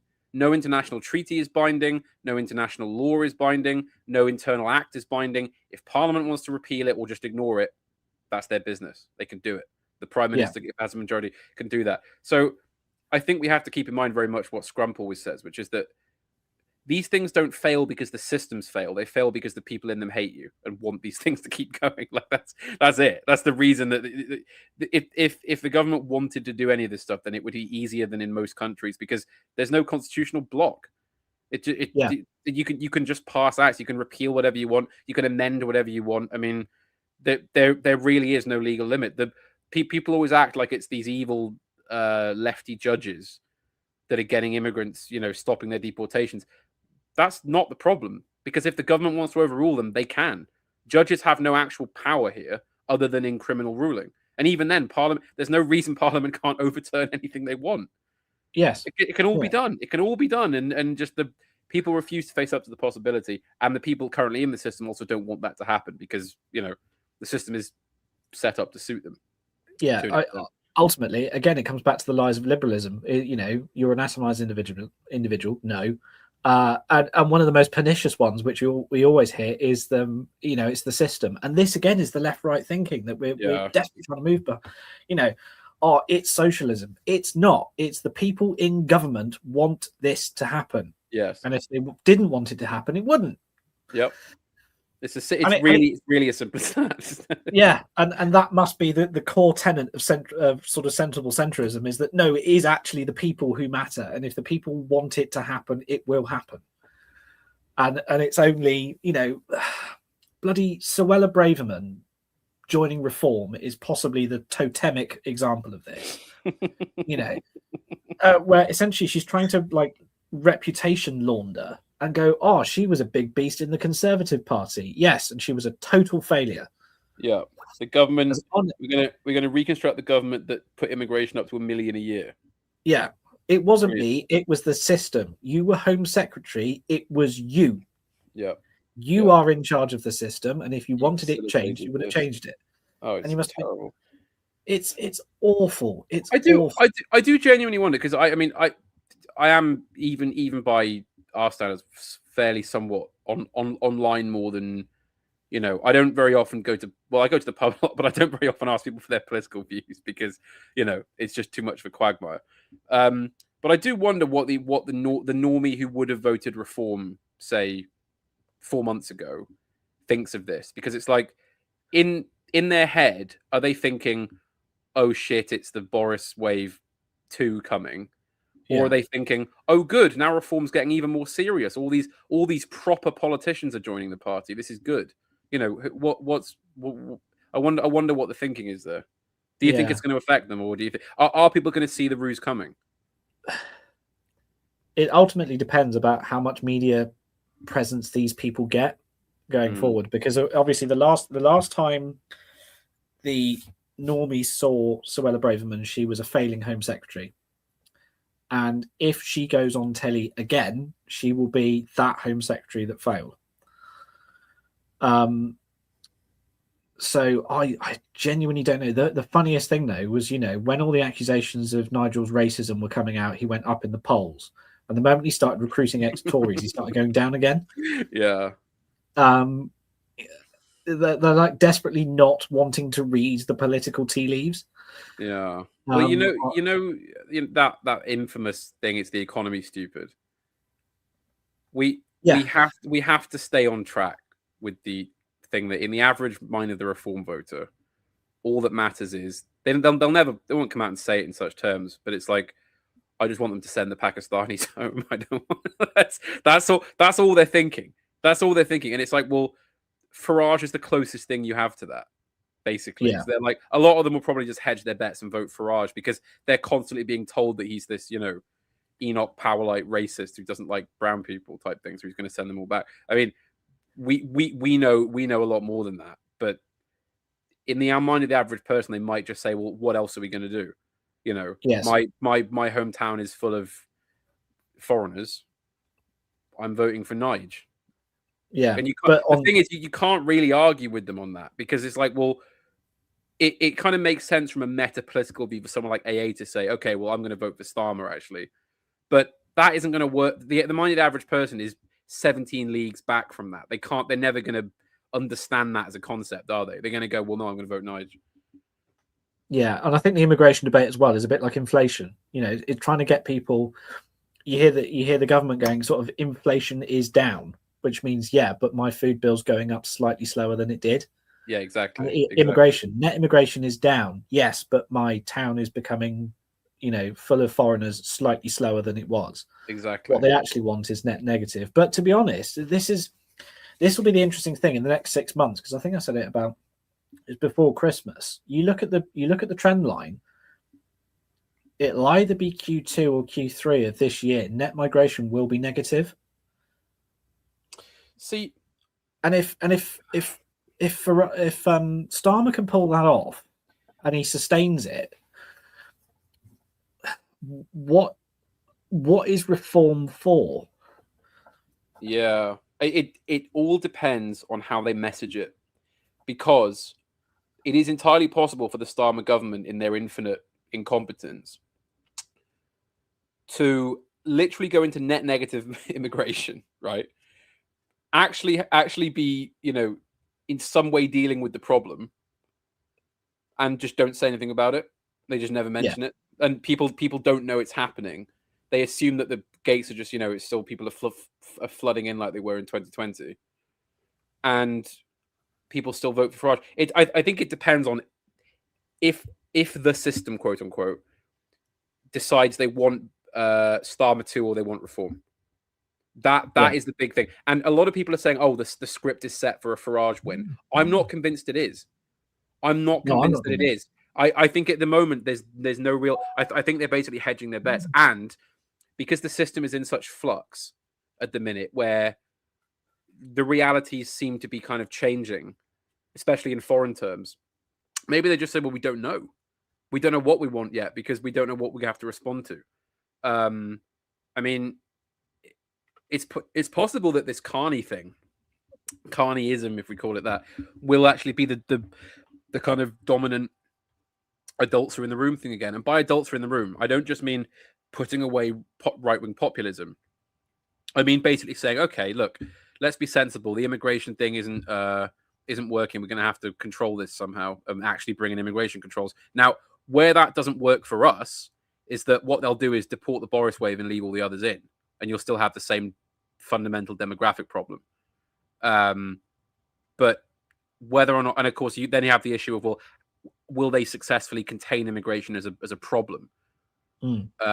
Which is, again, tricky to say, because I don't think they will ever do it totally, because if you're from somewhere like Luton and it's like, well, there's still millions of Muslims living in my town and I don't like that, that isn't ever going to go away as an issue for you. But they can go back to a kind of sort of mid-2000s style thing where, it's there, but it's considered kind of a bit, you're a bit silly and a bit sort of, a bit right-wing, if you talk about immigration like that. So I don't know. It really depends how they manage the moment. Yeah, and ultimately it is the economy, stupid. The grand plan was, and I support the thesis that essentially the Treasury looked at the pension numbers in about 2002 and realized that the state pension system was insolvent. Yeah.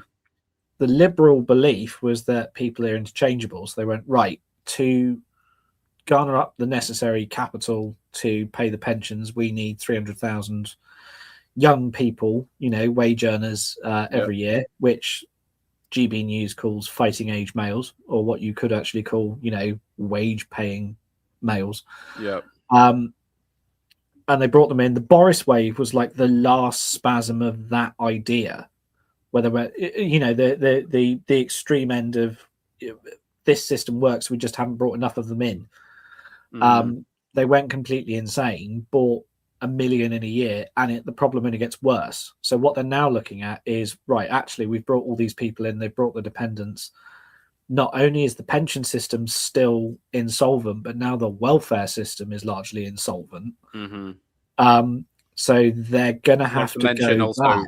So just to add to that as well, local government became insolvent. That was quite a big thing. All the local councils in heavily populated areas went bust, which was a big headache. Sorry, but go on. Yeah, no, absolutely. So is there enough logic within the system and the ultimate goal of the system is self-preservation. Is there enough feedback left in the system for them to go, right, we tried this, it got worse, so we have to revert it back to how it was? We need to at least do a factory reset before we try something else. They'll probably, and I think that's why the line is shift to legal immigrants, because what they want you to think is that illegal means tax burden and legal means net tax beneficiary. The honest truth now is that very few people are actually net taxpayers. I think you need to be earning something like £45,000-50,000 a year before you're actually a net tax contributor. Well, I mean, what horribly compounding the problem is that we're also in a huge economic shift where it's a kind of, Britain in the 1840s thing where industrialization is underway, but no one knows how to deal with its consequences yet, sort of thing, where it's like, well, okay, so that now the earning and sort of money generation power of the average person is close to nil, even if they're working a quote unquote traditional job with a salary and they own a flat somewhere in a big city. It's like, well, if they're not reaching the basic threshold to contribute in, then what the hell are we going to do? Because I mean, and then you get the issue of, well, now it no longer makes sense to just keep bussing in foreigners because they won't contribute either. Because it's not like you're going to bus in a foreigner. 5,000 Syrians are all going to start earning enough to be paying huge amounts of tax. So it's like, well, mass immigration no longer makes sense on that level.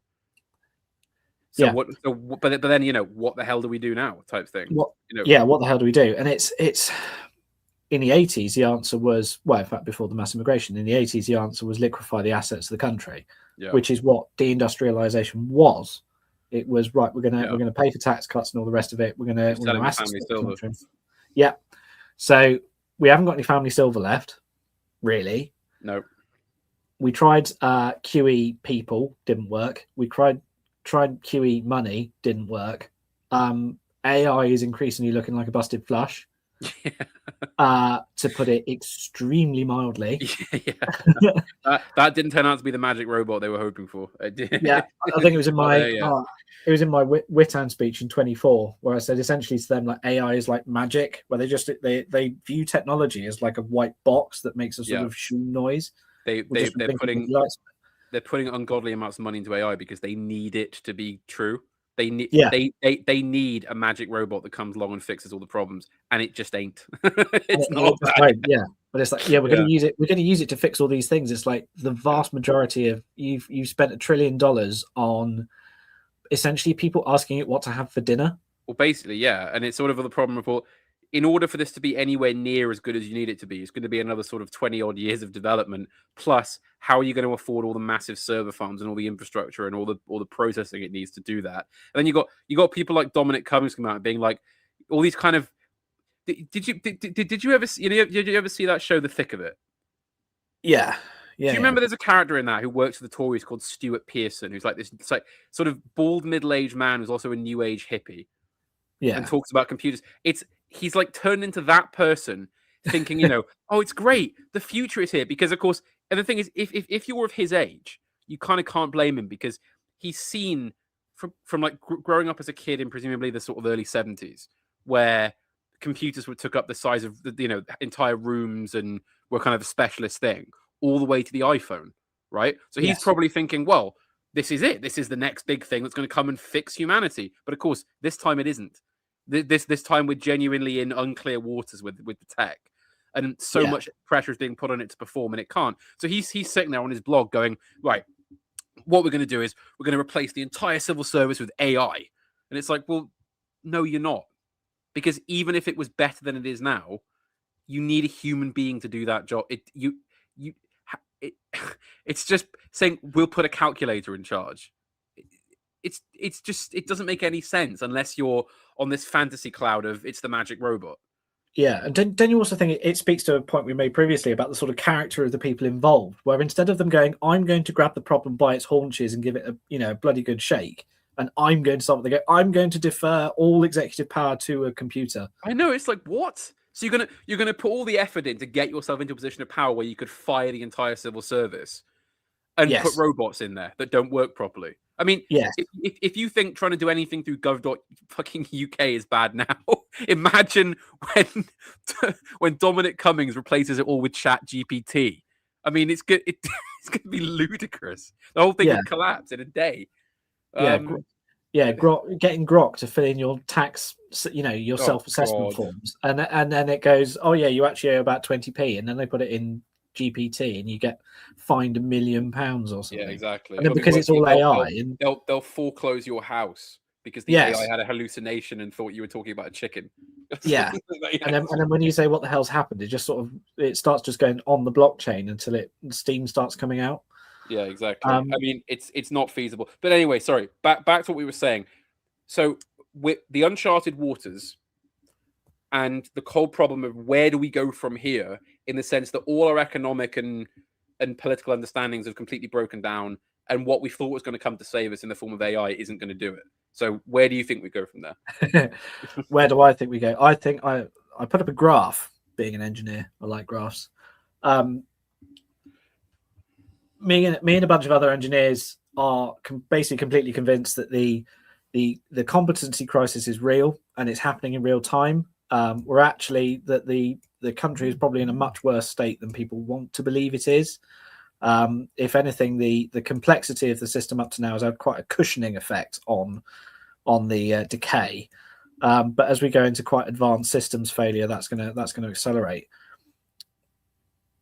Yes, going back to what we said about the Victorian way of governing and about how involved in government those citizens felt themselves. That's what we're going to have to do. Unfortunately, we're going to have to depoliticize and get rid of the ideology, because as we've said, liberalism is an ideology based on lies and obfuscation. You're not an individual. You do actually have duties to your family and your society. You do want to live in a village, all the rest of it. And I think what we need to do is really sort of talk to what is actually true, what is observably true in both directions. The rampant individualism of Thatcherism failed. So that is not an option, but also the sort of suffocating death by committee of Soviet socialism also failed. Yeah, we need to talk to what is we need a third way. Yeah, the third way. I've come to call it social nationalism, where you just go, right, what are we actually good at? How do we like being governed?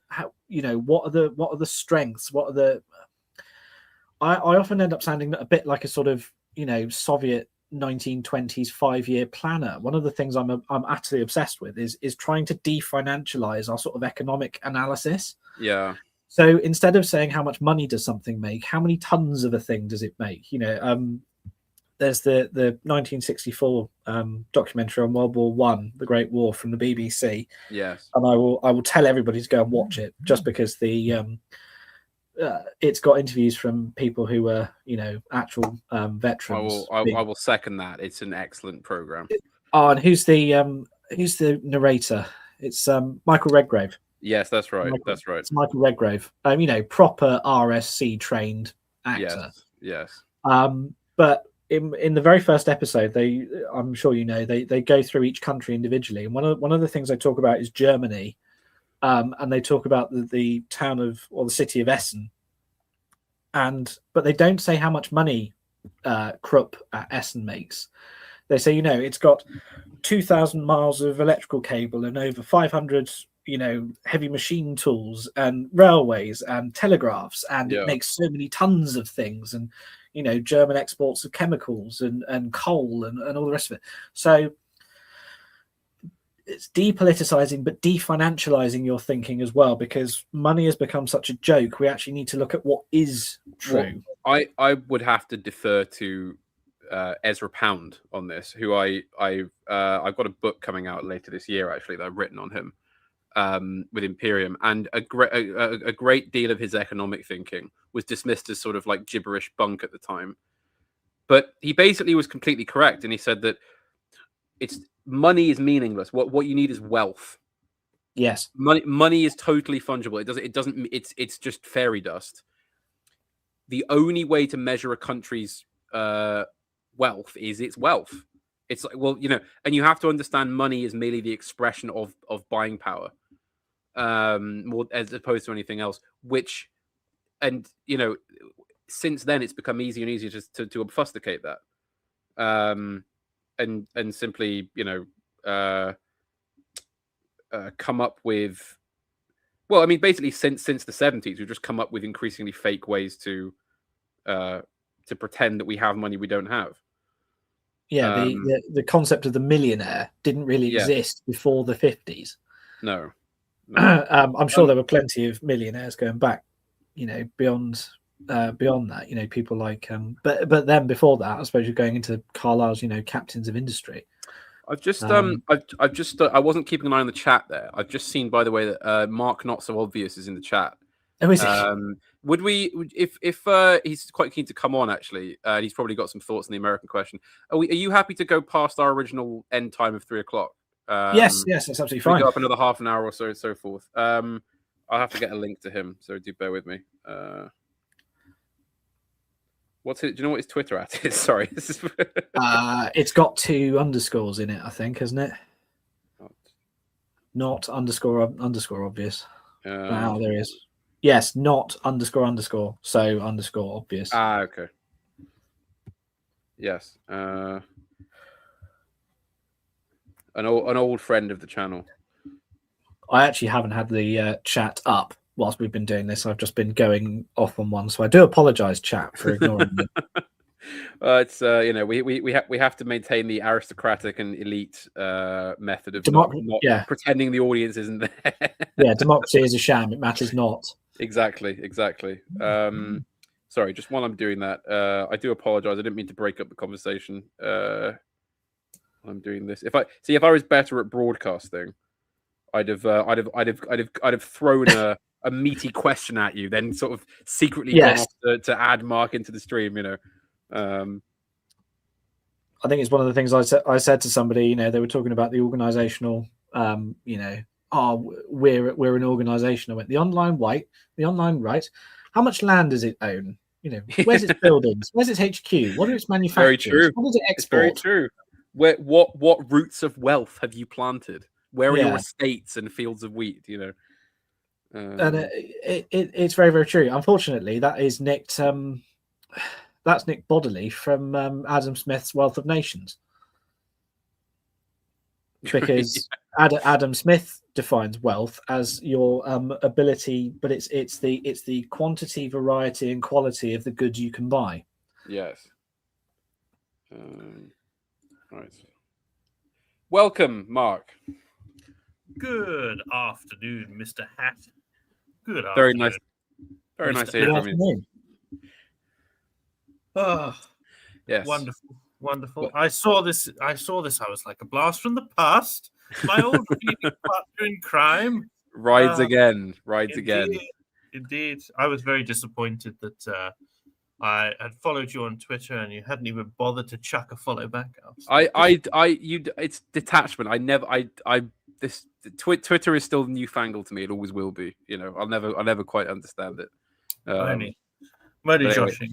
Well, I've followed you back now, so it has been redressed. Yeah. So, Mark, this is nominally a stream on the American question. We spent a great deal of time in tangents, which I rather like doing because I think it's actually a more authentic form of conversation.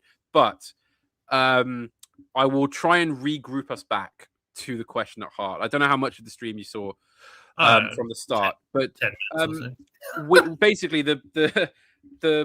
we're trying to get to the nub of the kind of cultural and geopolitical differences that mark Britain and America apart, versus our actual versus the kind of general understanding of what Britain and America are. That are we firm and fast friends, or are we should we take a more critical look perhaps at what makes us different beyond the convenience of sharing a language? And some would say even we don't really share one of those, but so give us your general opinion on this, Mark. My general opinion would be that America and Britain are traditionally at best rivals and at worst enemies. And I would also caveat that with Americans and the British have typically got on very well. But the establishments of America and Britain for the past 100 years have been quite hostile, with America obviously going back to the dissolution of the British Empire, and the bankrupting of the British Empire through some of the loan terms and things like that from the war assets program. And then going forward from there, they've really, as far as I can tell, seen us as a gateway into Europe. And then when the EEC became the EU, saw us as a gateway into the single market, because we were sort of, 1 foot in, 1 foot out, in the sense of currency alignment and stuff like that, right? Like we were a safe place to transit stuff through. Mm-hmm. And then even now with this idea of the special relationship has always been dreadfully one-sided for living memory. So I see America will attempt to be as competitive as possible in a time, which by the way, I don't think America is necessarily wrong for this, but in a time where Britain has becoming less and less competitive, especially in terms of its manufacturing offering, that we've just become more and more a vassal that way. So I think it's sort of like half of it's our own fault, in that sense. But yes. America, as an entity, respects countries who can give it stuff. And at the moment, what Britain offers is financial services and a kind of trust in the stability, if you want to call it that, of the country, because we've been around so long and been so powerful in the past, right? Like nobody can imagine a world without Great Britain, and yet we don't really have Great Britain anymore, no. Because of that. No. I hope that answers sort of a summation of how I feel about it, because if you take Trump's tariffs, for instance, it makes perfect sense. But it's not friendly, like I said, I called it when he was elected and he was talking about the tariffs. And I said, right, it's probably going to be good for America, even though there were a lot of naysayers at the time. And, but it's going to hit us harder. It's going to hit us hard at all of our export, I think, I think I would have to kind of reiterate the point on, with this whole idea of the special relationship, which is it's cope from our establishment to deal with the fact that they let themselves be completely overrun by American money and cultural interests. And I think the really sad thing about it is that the Americans have always had a completely realistic view of us, in that they see us as the kind of fashionable term recently has been to see us as a vassal, which we are now. But for most of that history, we were still just independent enough to just be a kind of service. We were an interest. We were something useful to them. Well, they're looking at us. They're looking at us the way we looked at the Commonwealth, in a way. I would say that we were somewhat less cynical with our Commonwealth than the Americans are with their vassals, but possibly. But it's a kind of bemused sort of, we kind of like those guys, we got some connection to them, but at the end of the day, we're looking out for ourselves, sort of thing. And if they were a bit more like us, then that would be kind of cool. But I don't think they care that much, to be honest. Well, no, I mean, because American interests span such a wide chasm of basically the entire world. In finance, in geostrategic interests, in culture, in every possible metric, they've got to look at the entire world when they make their calculations. And it just so happens that at the moment, Britain is just a tiny dot in that world, which isn't even capable of standing up for its own interests. And I was talking about this about an hour ago or so, but Europe needs to get up off its back. Europe needs leaders who can grow a spine and actually stand up for their own interests. And that's what we sorely lack. We don't have people capable of doing that. And at the moment, I think it would actually be a perfect opportunity, because not only is American hard power and money power beginning to wane somewhat, but I think Trump actually would respect Europe a lot more if we had leaders that would just unabashedly working in their own national interest with competence and strength, I Yeah, think I we'd mean- actually he would give us a fairer shake than The- with the spineless cowards that we have now, like Ursula von der Leyen, or whoever's currently running Germany, or Keir Starmer, or all these people. The thing that always gets me is the geography of the thing, right? So we were able to administer and run the empire from our tiny little island, but the Americans are sort of our progeny in a way, as much as they are from a number of other European ethnic groups, and they have it's like the continuation of that in a much larger space. I mean, I know they're quite distinct now, so we're looking at things here. I think someone put out that if America had the population density of Britain, it would be something like 56 billion people or something. Yeah. Right? Like, it's huge. Now, obviously, you've got to take into account that large chunks of the US are uninhabitable, big mountain ranges and sort of deserty areas and stuff like that, right? But it's just an unthinkable amount of space for innovation and change, and to be able to address their own an increasing population to reproduce the culture, essentially. Whereas here we are sort of now constrained. Like, when people talk about the whole remigration thing, for instance, like, people seem to think that basically England's kind of hard capped to about 45-50 million people, and anything over that now would be so overcrowded as to be as unworkable as things are being now. So there's a sort of idea of, well, what is Britain's role going to be to America kind of going forward, right? Let's say America's population could comfortably double, whereas the UK is looking to reduce its population, or we would want it to, and then to sort of focus inwardly on maybe bringing our own industries back and building, some internal stability again. But the world will change as that goes on. So I think the relationship between America and Britain would evolve anyway, depending on which direction we go, because they've already intimated that they're concerned about the so-called browning of Europe, where they go, well, if the peoples of the European nations cease to be their original peoples, then we're dealing with different people and we'll treat them differently. Do you know what I mean? Mm. It's like, let's say, I don't know, France became majority Senegalese or something. They're going to treat it like Senegal, not like France.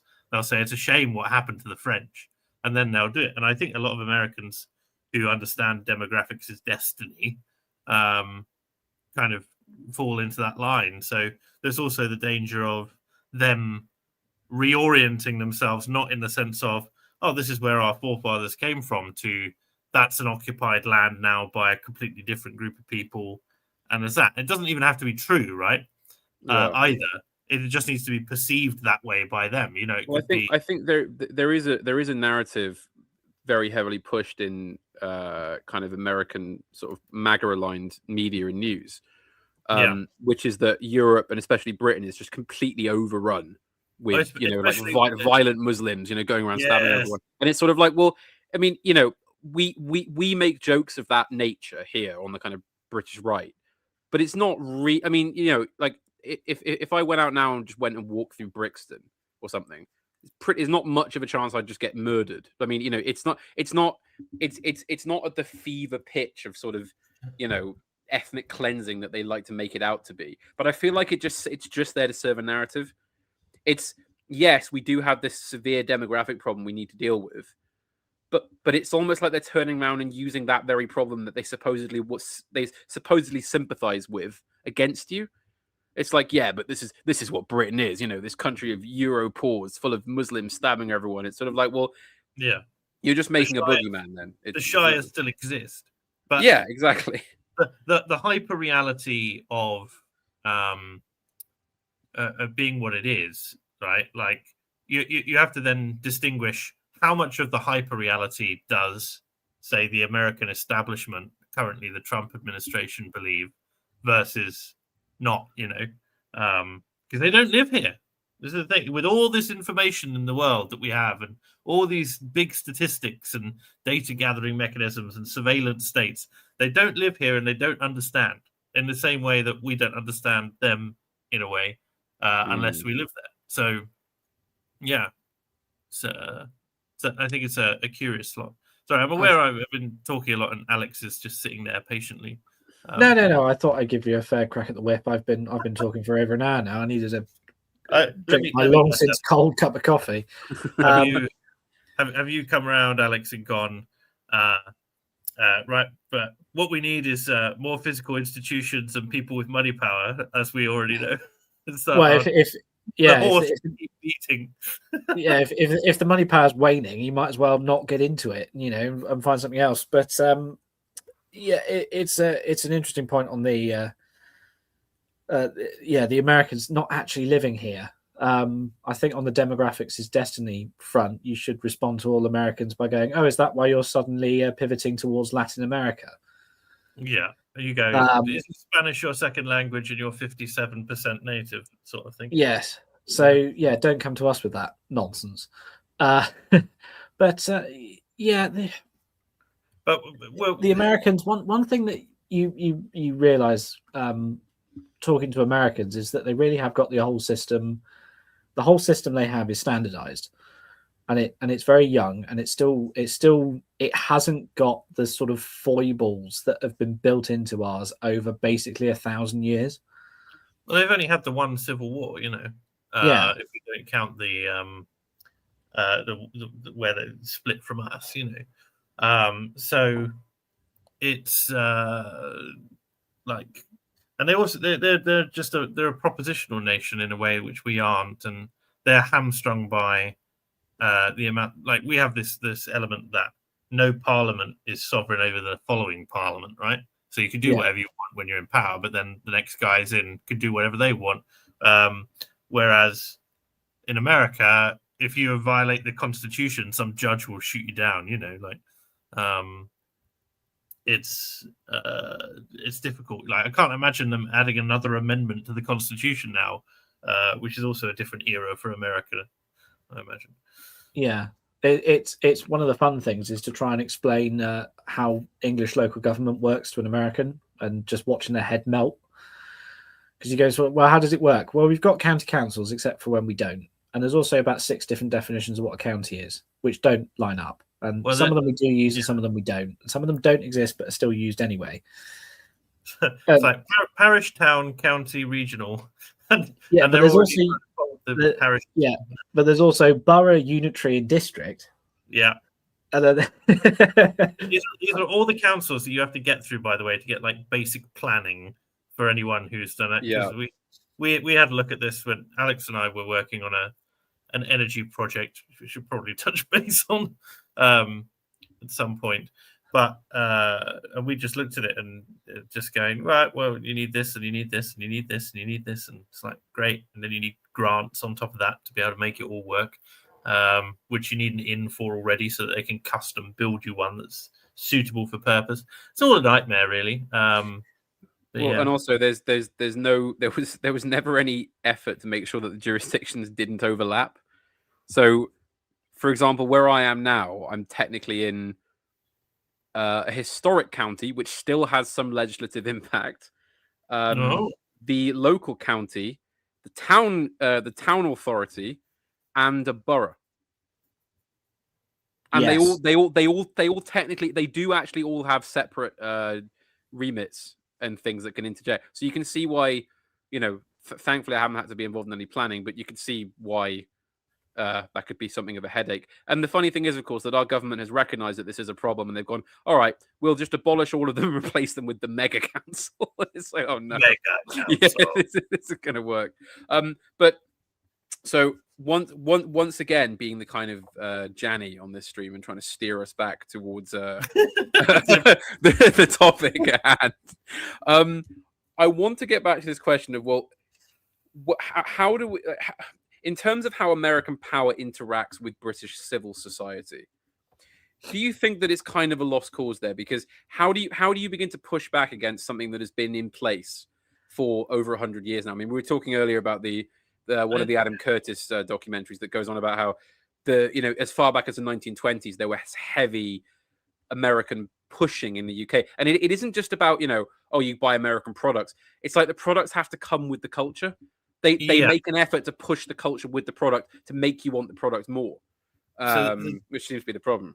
There's like if we take the different sectors, it's curious, right? Because like there are ways in which America's exploiting us, like to send products that they don't want themselves. So famously, the F-35B and Trident missile systems maintenance are things which Britain has bought from the Americans, but the Americans couldn't get the F-35 to work initially, and basically sent it to us and said, you sell all your Harriers off, which were working fine but old, and use this excellent new technology that we haven't made work yet.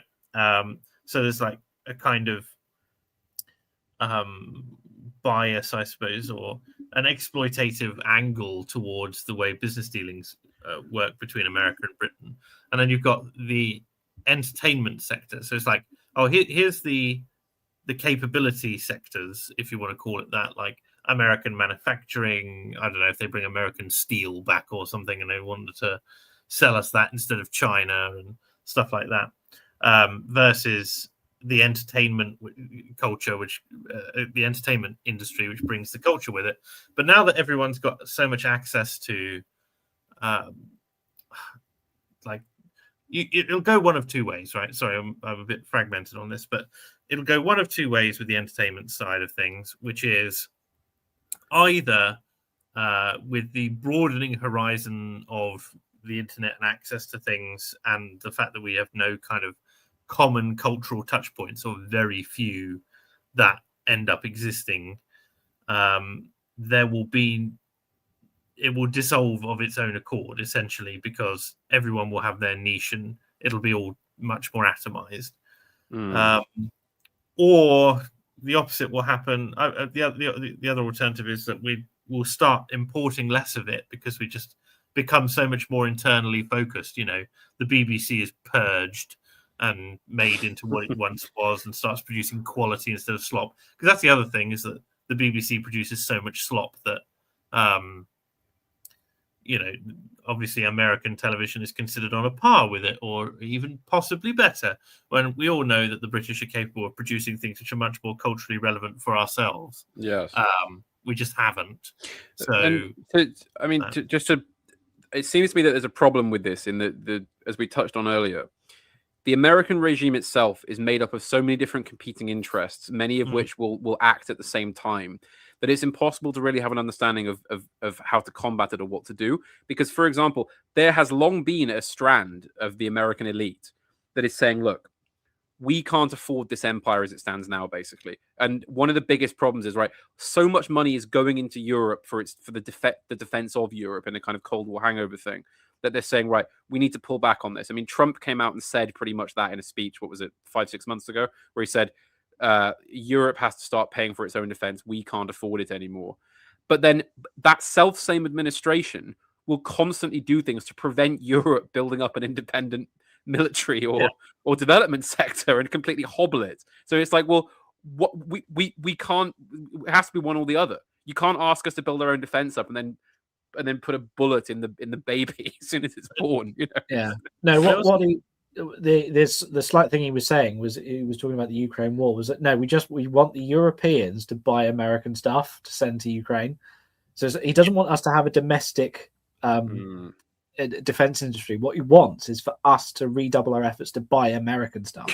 It becomes a profit arm. And it's also, if you consider the competing aims of, let's say, the deep state, the Trump administration, the Republican Party at large, the Democrat Party at large, like all of the, like, are they all aligned? No, I don't think so. No. So even when Trump goes in 22 years or whatever it is, 3 really technically, what will what will take over, because it'll either be someone like Vance or it will be a Democrat.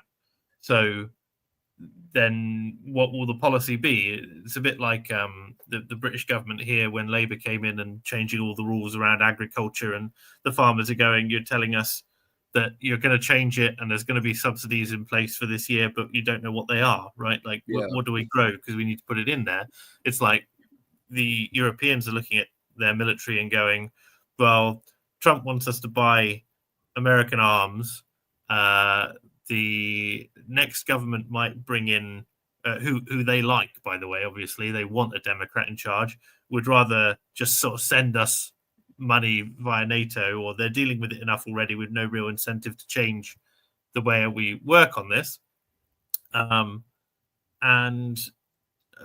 the other option? We build up our own strength and then we get accused of like rearming or something. You know, we can't do anything with nuclear. Already Britain is in this weird position where we don't technically have any nuclear warheads.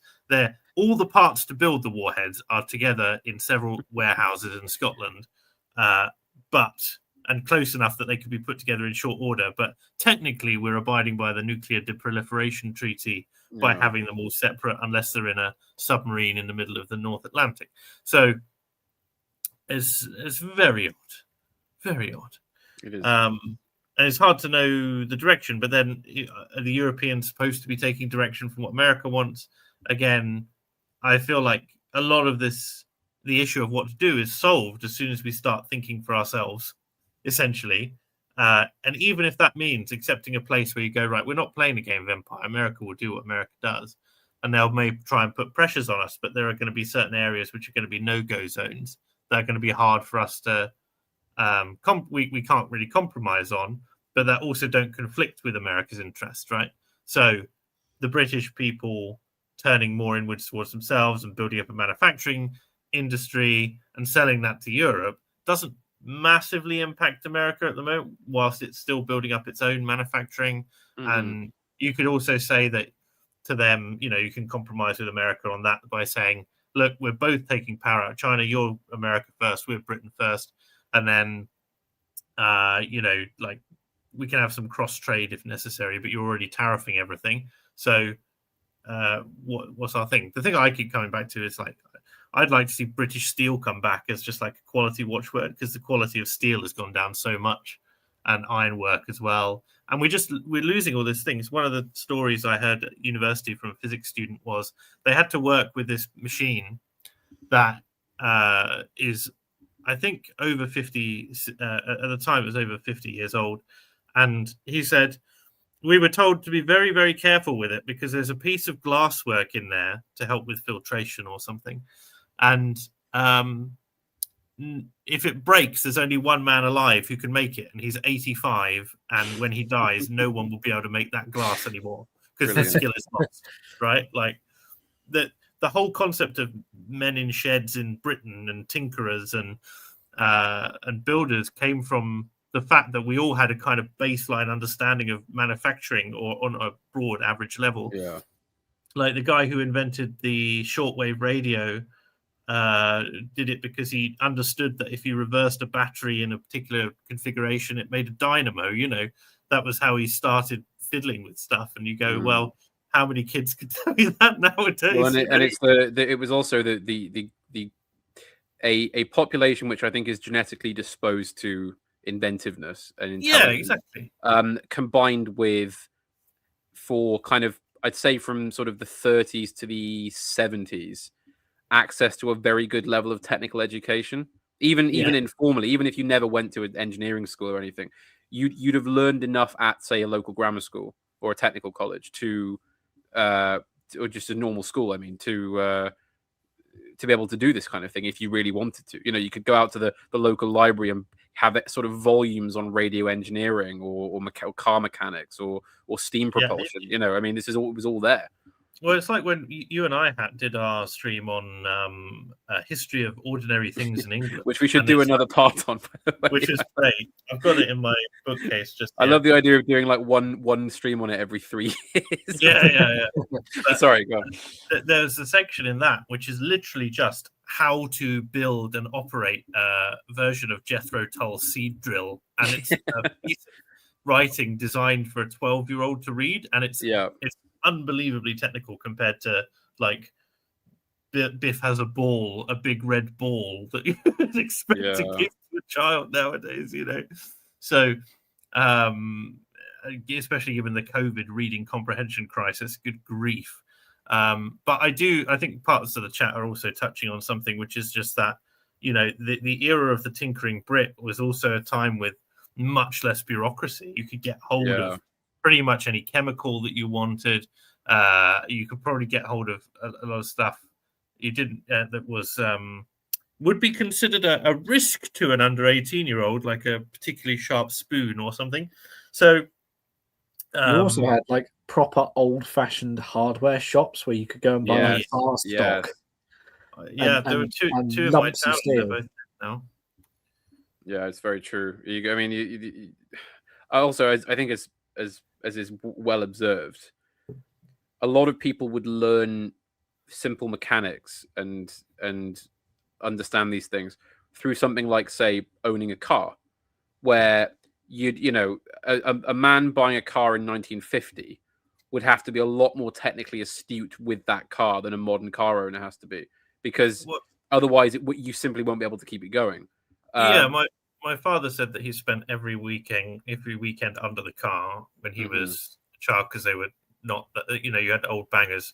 In part, the scrappage scheme of like 2011 did away with a lot of cars which required that kind of maintenance, but also the components just became much more complicated, right? Like you can't imagine sitting underneath like a hybrid vehicle now, or an EV, or a like some of these more complicated engines, and going, like that's an easy fix. There's probably partly because they're explicitly designed so that you can't do that.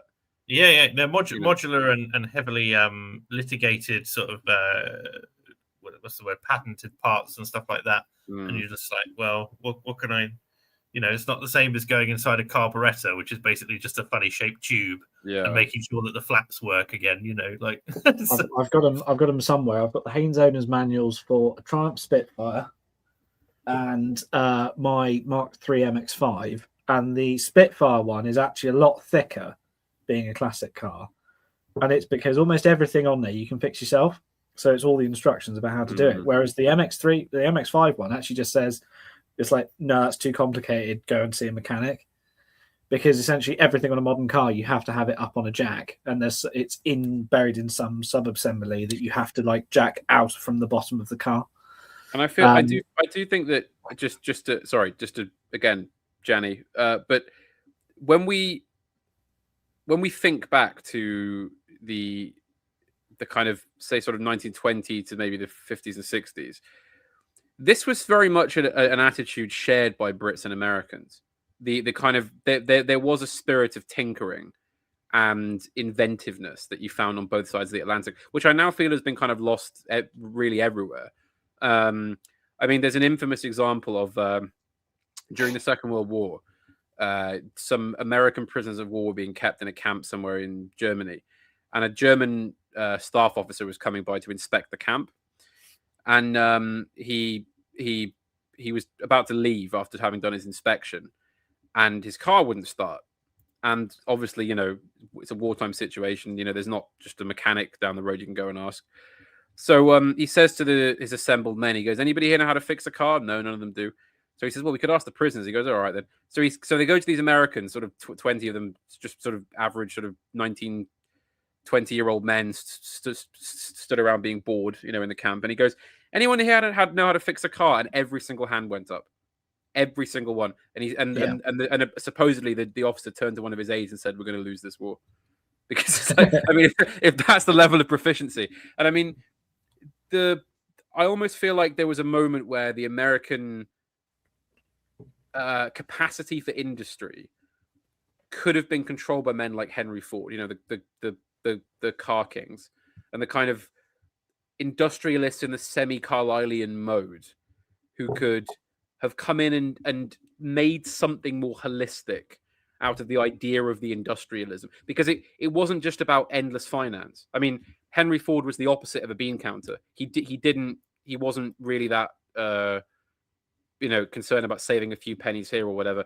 And one of the issues with modern corporations is that they're spend averse to the point of destroying themselves, in that they will actually, in the name of saving money, take out things that are vital for that system to function and end up dragging themselves into the ground, which is then compounded by the issue that in modern finance, the government will consistently step in and stop you failing.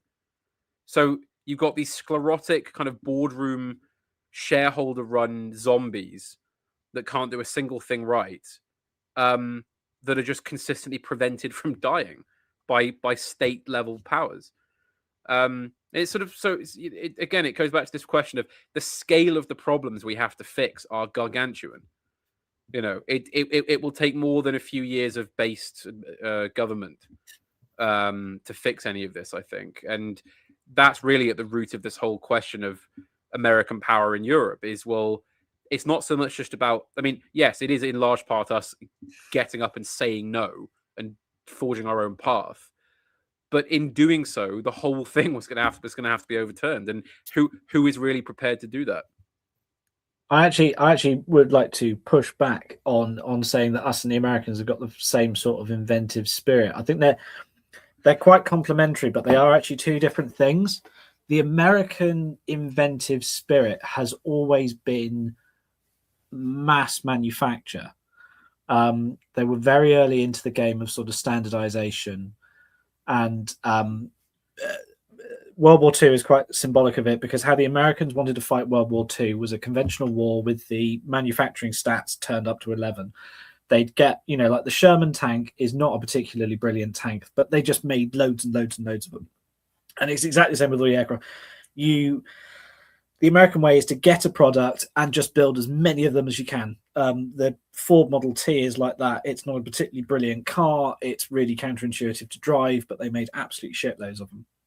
The British way is the single eccentric man in a shed who's not doing things conventionally. He's just coming up with something that's incredible. And apparently it was one of the things during World War II was that the Americans were getting increasingly pissed off with the fact the Brits refused to fight in a conventional war. And, the Americans just wanted to get to France, put all their resources, just hurl resources at the front, beat the Germans. And it was always the Brits going, yeah, but what if we do a commando raid? What if we attack Italy? What if we... And they turn around to the Brits and say, have you built those tanks? And they'd say, yeah, well, actually what I've done is I've got this tank and it lays its own path. Or and there's another one and it's got a big bale of sticks on it, and then you can put it in the ditch. And I've got this other one which has a bomb thrower on it. And I've got this other one. And they were like, have you just built loads of tanks? And they went, no. And it used to really annoy the Americans because the Brits were just sort of constantly coming up with weird and wonderful ideas. But in fairness, though, was that occasioned by the fact that our actions were, for most of the war, backed up by American sheer power, so that we could afford to build, slightly finicky, eccentric tanks and do kind of interesting commando raids and stuff on when, because at the end of the day, America's there supplying you with endless ships and infinite food and, I think thousands of tanks. It had less to do with that than it did that our experiences in the First War, where, when they went mass attack, everybody's brains instantly went back to the Somme.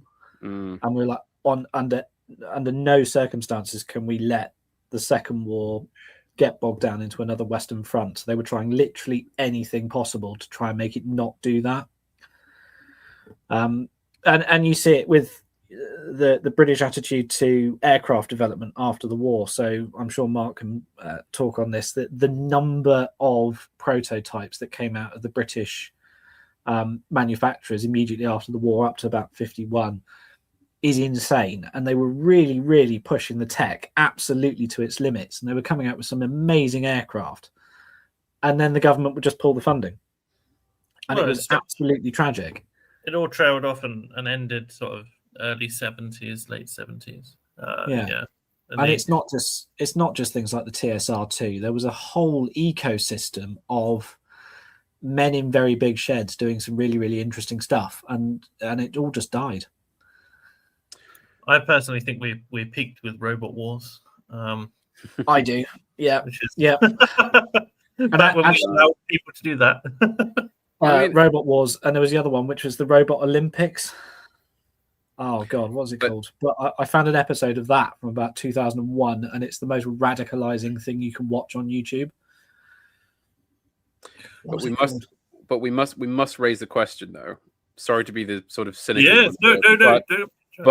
But we may have inventiveness, but in the current environment, even if we brought back that level of intelligence, can it be translated into anything that creates either wealth or power that would actually give us an assistance in the world?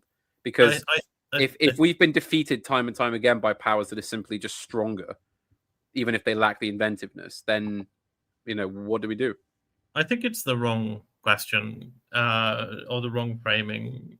Wealth and power is one thing, but you basically want to, at the moment, you need to recognize that how compromised we are, which I think is what essentially understanding the relationship between America and Britain and everyone else to an extent it's a bit about. And it really highlights our self-sufficiency problem, our attitude towards our own people, our attitude towards the American attitude towards business dealings with us, our attitude towards business dealings with the Americans, talent, especially in government and politics as well, all comes into it. And you realize that because it's so precarious, the focus has to become much more insular. And so you're going, right, okay, well, we're not self-sufficient in any way, shape, or form. And that's fine, in that some things we're not going to be self-sufficient for, but we want to be as self-sufficient as possible. How do we inure ourselves and make ourselves protected so that we're less buffeted, right? So when America makes a decision that impacts half of Europe, we are less affected. People point to things like Britain chose Brexit in 2016. And despite what many will say, if you look at the competing economies, I know it's just raw GDP and there's so many issues with that, but the UK economy has suffered less than, say, Germany and France from buffeting since within the European Union. So by making ourselves more sovereign, we have the opportunity, obviously, to do worse, but we have the control, hopefully, to be able to safeguard ourselves better. And so it's like reducing our dependence on other states, America in particular, we're talking about, for various things, protects us more, essentially. And then you can have a greater parity between America and Britain in terms of one self-sufficient nation talking to another, and therefore the conversation changes, right? Like it's different to America going, oh, we're going to pull all our funding for X, Y, and Z in Britain, and suddenly Britain ceases to exist because we were reliant on US aid money or something like that, right? Whereas if we are inured against that, if we have our own manufacturing base, if we have a focus on equipping our own people with the skills that we need, if we have the appropriate investment in real terms power, which is the power to be self-sufficient, especially when it comes to like energy and transport, which I think are we're obviously getting railed on, pun intended, by Europe in particular.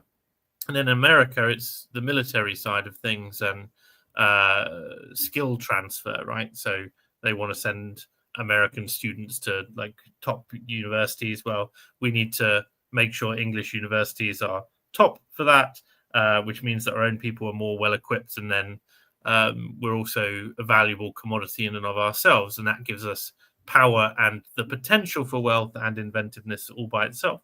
We don't have to follow the model of what wealth and power success looks like for another country like America, which has different demographics and a different size and different resources, but we can look at our own resources and exploit them appropriately to make sure that we are in a strong position for ourselves, so that no one really wants to cross the channel or cross the pond and try and kick us out.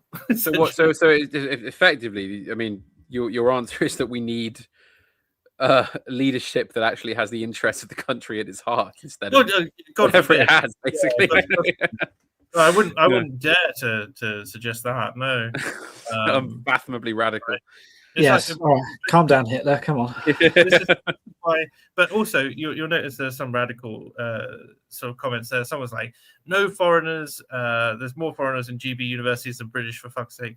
And I'm like, "Well, yeah, but under a system which is more equitable, for, shall we say, for the British peoples, then you'll be able to control that. In the same way that if you were to revise, say, asylum, you would make it so that it's specific agreements with specific countries, like we had with Hong Kong and Ukraine. If you were accepting somewhere in the region of like 10,000 people from Hong Kong and 10,000 from Ukraine, and that was exclusively your asylum immigration, and they were guaranteed under clause that they're going back, you know, assuming that the entire country isn't destroyed, then I think most people end up being fine with that. Like a period of zero immigration from a workforce perspective and a benefits perspective is fine, but you will eventually have allies, you know.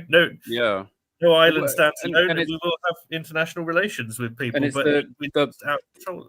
The whole problem of that is that if a current government tried to say, okay, look, we really want to boost workers' wages and kind of restore some political harmony, we're going to cut immigration to zero for 5 years. The business and economic, the finance power would scream, right? It would just be bedlam. Well, it's like it would come with. I think Alex and I have discussed this before, kind of indirectly on Twitter, which is that people are going, oh, it's not possible under the current framework, or this particular quango, or the OBR won't allow it, and you just go, well, like, you don't understand how broke we are right now and what we're willing to entertain in terms of political reformation. But what I mean is more that if you got to the point where you said, right, we're going to do this, and it's directly contrary to the quote unquote interests of the financial power, my thought is, well, are they powerful enough to just end you then? Can they just put your government down? Well, you can see that happen basically with Liz Truss. You know, she only tried to stray a little. So you need to be competent. You need to be talented at appeasing your different keys, is what you describe it as, right? You've got all these keys and you've got to pay them off in some way, either through policy or money or whatever. But yeah, if you did that, and you'd have to phase it in, and you'd have to be convincing, and you'd have to be a little bit underhanded. Or you'd have to have the backing of like part of the power anyway, right? Like, well, I wonder we're talking about things that have only happened in the last few days, so I'm perhaps putting too much stock in recent events here, but this whole kind of Carneyite thing of sort of, you know, adults in the room, let's fix some of the major problems type stuff. Does that have within it, because I know ironically because he was governor of the Bank of England, but does it have in it the possibility to kind of finally discipline the money power, to say, look, you can't just always get infinite gibs of what you want. You're going to have to work within a bigger framework here, because at the moment every different sector of the regime is bolting ahead like it's like there's no other sectors it has to work with, which is where a lot of the problems are actually coming in. And then everything is friction is rubbing against everything else. You know, on the one side, let's face it, you're not going to get near Parliament without being de facto on side with them. But on the flip side, you sort of have to have an agreement with them of, you know, we actually do need to go through a process of deleveraging. Otherwise, there is a genuine concern that you will kill the patient and you'll end up with nothing. You'd have to say from right. We want to pay down the national debt. We want to get the deficit under control. We want to run a considerable budget surplus for a number of years. That means deleveraging. Ultimately, that's better for the country. If you don't let me do this, we're just going to default. Yeah, there's the ultimatum side. I think it can be achieved without that. The key thing for budgets and things like that, paying down the debt, is the OBR, which say you can either raise taxes or you can raise immigration, and there's nothing in just between. abolish it. So you abolish the OBR right immediately, and then you deal with the fallout of that, and then you go right. Well, we're going to apply this new model to it, which is interesting because then you'll get the revolt of entrenched financial interests, at which point you would need to be poised to either arrest. You need to be able to ride out the wave of that, and then arrest and imprison anyone who did it, because you basically know that, for instance, I think it was with Truss, it was like they sold the gilts at a certain price, like early, and conspired to basically make interest rates look unreasonable, and you just take that and you'd go, right, like that's treason, right? Like, Yeah, there's a deliberate attempt. And You'd have I to think go that I far. think really prison. you must have an immense internal strength. Yeah, that is what every government in this country, I think, probably since the First World War, has actually lacked, is a genuine, rock solid internal strength. Because if let's say you came to power on a nativist populist platform, and you got a big majority and everything, and it's all looking rosy, and then you get into a tiff with the finance powers over doing things like cutting down immigration and getting rid of a bunch of their organs essentially, and they go, okay, right, you want Total and Krieg, and they just start wrecking everything that they possibly can, and they make life genuinely miserable for the population. You've basically got to have a situation where you can just ride that out, where people are going to be going, look, because it's all well and good for people to come out and be like, putting flags on lampposts and going, this is our Britain, blah blah blah blah blah. The minute that food prices skyrocket and no one can afford to pay for anything anymore and mortgages are collapsing, then they'll be going, oh God, if only we had those wonderful days of 2019 back again on the board. That's within a day. That's people are fickle like that, Yeah. Every country's 3 meals from revolution. I do believe you'd have to be willing to entertain such radical notions as like even a currency change, or you'd have to be pretty inured. There's an opportunity to do it only if the Labour and Conservative parties are completely and utterly destroyed. There's no alternative. And there's a kind of political inertia there where that's when people see it as there's no option, right? Let's say Reform get in and the Tories and Labour are destroyed. Reform gets in, they're basically carbon cut Tories, and then everyone's lost faith, but then they go like, well, who on earth are there? We're not voting for the Greens.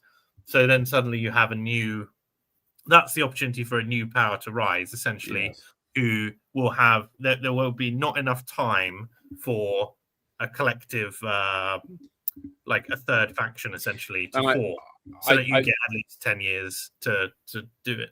I think we are getting somewhat into the macro here, but an important point in that is that you'd also need the backing of not just the nominal military, but also the intelligence services, because if they just weren't having it, then you'd be pretty buggered. I mean, without the ability, because if they just withdrew all assistance and turned enemy, you would be that's a serious threat from within the system, especially given that British intelligence is one of the last genuinely world-class things we have. It's just a shame that it basically works as an enemy power against its own population. Mm. So it's sort of like, well, not only are you going to need to have political survivability, but you're going to have to make sure that you don't just get cooed for being a they'll just frame you as some kind of incompetent tyrant and have the troops just go and remove you from office. As I say, you just basically need to be able to ensure that your own party can't deselect you as leader, right? Yeah. Well, I mean, that's still talking within the framework of like parliamentary politics. I mean, if we're going that beyond the pale, then you could just all that stuff might just fade into irrelevance. There's the whole because it depends how long you want to keep up the pretense of just being another parliamentary government and basically just coming out and saying, well, no, what this is really is just a complete renovation of the whole country. Yeah, you'd which almost is have to then become quite like a parliamentary jihadist in some way and be like, no, we are a parliament of MPs making parliament sovereign once again, and any government department that gets in our way, we're just going to abolish you because parliament is sovereign and we're going to have a majority vote, and then that's it. You're all out of a job. That's not a terrible way to do it. I mean, Well, you could basically be a sort of a right winger of our stripe, but position yourself as like a democratic extremist. You know, Yes. I'm restoring the people I feel to power.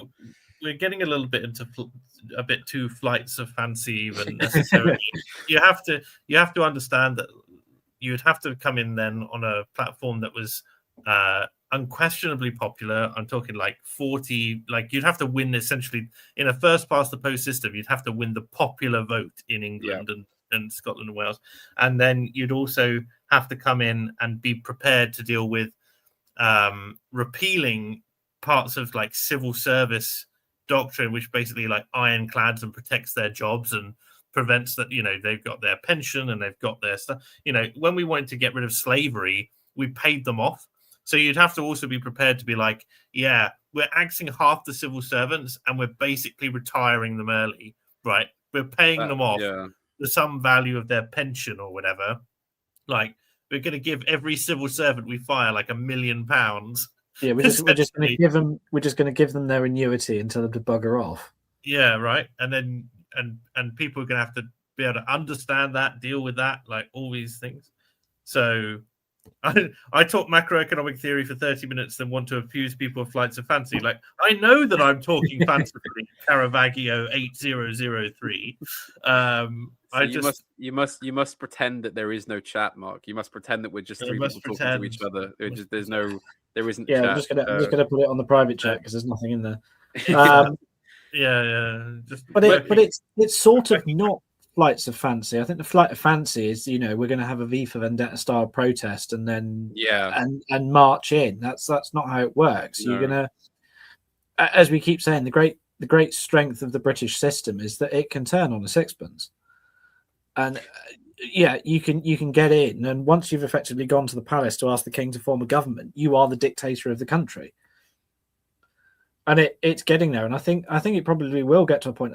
A lot of people I talk to, you know, when you just go down for a quiet pint in the pub, the overriding thing people are tired of is like the complexity, and it's just every single thing. They just go, well, why is it so bloody difficult for me to do this? Why is there so many hoops to go through? Why is there all? And any election campaign where you were like, you sort of turn around to the electorate and go, look, it's not our problem and it's not your problem, and we're all jumping through these hoops that we all hate that don't really do anything, so why don't we just get rid of them? You know, remember how things used to be in the 80s and the 70s where you could just do stuff. There's also an element which is, I hate to give compliments to a European neighbor, and I won't even say which one it is, but government contracts are the big thing as well. Like, such a huge money sink, paying upwards of 6 times. You know, obviously you cut all the bureaucracy, but then you work out, oh, actually we're still paying people 6 times market rates for government projects. And the way you change that is, instead of having them bid in with we can do it for this price, you set the price using an industry expert that you've hired, and then ensure that they basically contractors bid in on what they can add to the project, like how much extra. Then you sift out the pie in the sky like benefits, and then go with a contractor who seems solid, who's willing to accept the price. You know, oh, it's going to cost this much. You know, if you go over time, sorry, you don't get any more money. Like, you're just going to be spread thin, or you go bankrupt, and then we have to get another contractor in. Sorry, that's different. You've proven yourself incompetent, or, you know, whatever. Obviously, lots of legalese around that, but well, I think that also speaks to the fundamental shift, not only in the political landscape, but and I do mean this as a very important thing, the landscape of the British soul, because I get the impression that the last 100 years have just turned us all into kind of sclerotic zombies, in the sense that the same people who will complain about nothing getting done and the whole problem of all the legal hoops, will also fall back and insist they need those hoops to be there because they'll get scared. Yeah, they'll get scared that without them they'll be left without liability, because it all comes down to liability. It's all who passing the buck for someone to take responsibility for. That's why no one wants to do anything, is because doing anything comes with a risk that it won't go as planned and you'll end up losing something. And also, I mean, a lot of the sort of, for want of a better term, the normies that you encounter in pubs and things and just in general life, the big problem with them is that, as I say, they'll complain about various things, then balk at the things you'd need to do to fix them. And I feel like people will just go to their graves before they'll break out of that mindset without something really major happening to turn things around. yeah. I don't think that. Sorry. I was going to say the classic example of that is like the minimum wage, where they go, "Why is everything so expensive?" Because the minimum wage is a thing, and they treat it like it's always been there. So the minimum wage has only been there since 1998. Yeah. And yeah, there's that cultural capital, because a lot of what is happening is people are terrified to do anything. So employment law would essentially have to be abolished. It would. It really would. Almost entirely. There'd be like a one-liner which just says you and your boss have signed a contract that will be enforced by the state. Yeah. There's a bizarre thing of like ensuring that no law can ever exceed 2 sheets of A4. Like, so yeah, it's always palatable. Yeah. There's a kind of living in Britain nowadays. I think, well, speaking for myself, it does occasion a kind of strange sort of self-hatred where it's like you almost blame the whole mass of people. I don't just mean like the people in terms of the lower orders. I mean like the whole thing feels like an expression of just a set of dead souls. It's almost like just if people would just fight back that little bit more, you wouldn't have it as bad as you have to have it now. There needs to be some kind of work done on that level as well as on the kind of political material level, I think. And to be honest, I imagine that actually one might well cause the other, in that if there was a very sudden sea change and the world kind of turns on its axis, and all of a sudden, someone like Keir Starmer either has to leave office or learn to be a real leader, or make way for people who are, then maybe that change in outlook, that change in the soul will come as a consequence of that, because all of a sudden there'll be that moment where you have the breathing room to go for that type of thing. But I do think it is genuinely very important, and I think that what one of the things that people complain about is the Americans, without being willing to acknowledge the realities of being part of that empire, that our elite basically sold us into that empire without ever really acknowledging that they'd done it. And until there is a more general acknowledgement of our place in that world, there isn't going to be any progress on moving out of it or in dealing with it, I don't think. No, I think you're absolutely right. There's a it goes back to what I was talking about with AA and the online right. They talk a great game, and then you say, right, let's do something, and then they all recoil in horror. In fact, there's a third part which is going to come out hopefully very, very soon, where we go through my grand plan, which is available on Patreon for everybody to go and support there. And it's 12 phases to essentially build up a local transport and energy ecosystem, and then franchise that out around the country. And I was sort of writing it at the time going, my Victorian brain and reading about Brunel, this is really quite basic stuff. It's like small local power stations and a 13-mile single track railway. Brunel, admittedly with Irish navvies, but largely by hand, built a double track 130-mile railway in 5 years. I'm looking at doing a single track line maybe 20 years from now, and it might take 20 years to do. And you think, Christ, our ambitions are so small, and even then it sounds like it's impossible, dreams.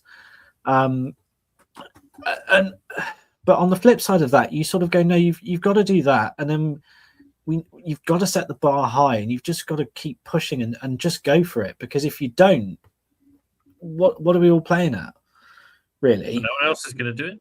Nobody else is going to do it. If not you, who? If not now, when? And but you got to think about the bats. You do have to think about the bats. And that was one of the things. All this bullshit planning law. Yeah, you're just going to have to play the game. You're just going to have to go through it. And you just that's the only thing. Until we have 650 friends, each with their own franchised gasworks around the country, which is then being used as independent income, so we can all be gentlemen of leisure and stand for Parliament and march in there after a victorious election. All of this is just theory. It's all pub bollocks, for want of a better word. If you want to do this, you're gonna have to put the hard yards in, and it is going to cost not just in monetary terms. It's going to cost in blood, toil, tears, and sweat. Unfortunately, there's no nice way of doing this. It's going to be really bloody hard and probably really boring, actually. Well, and also, one can't predict what will be thrown at one for the foreseeable future. I mean, again, purely conjectural, but it's entirely possible that someone will make a cock up. Let's say, I don't know, the AI bubble bursts down the line in a couple of weeks or something, and before the end of the year, we could be living in a massive global economic meltdown. It's possible. I mean, you never know what's going to come out of the woodwork that will shake the whole game up. Yeah. And that is something that we also. I mean, it's something to sort of have hope in, but also something to be prepared for, because you never know how it's going to affect things, and you never know how far-reaching its consequences will be either. I mean, what's the infamous thing when they asked Chairman Mao in the 70s? They said, "What do you think the effect of the French Revolution has been on history?" And he said, "It's too early to say." You have to think in very, very long terms. Oh, and that may be a good place to tail off then, gentlemen. It is just past 4:00. Well, thank you very much for coming on, Alex, and thanks very much for jumping on, Mark. I would like to do more of these kinds of streams because I feel like this is a good way of getting around the terrible swamp of internet politics and kind of sniping at people on various social media pages, and doing kind of my country's only my country's slightly marginally less full of brown people than yours is. I win type stuff. I mean, the part of the reason I've been off social media for well over a year now is just because that's all it was. I'd wake up every day and all I'd see was, Mississippi's browner than Gravesend. No, it isn't. Yes, it is. Blah, blah, blah. Just over and over and over and over. And I thought, well, this is neither productive nor helpful nor particularly spiritually good for anyone to look at. So I just thought, you're saying you don't feel enriched. I do not feel enriched. I feel even less enriched by online politics than I do by actual politics.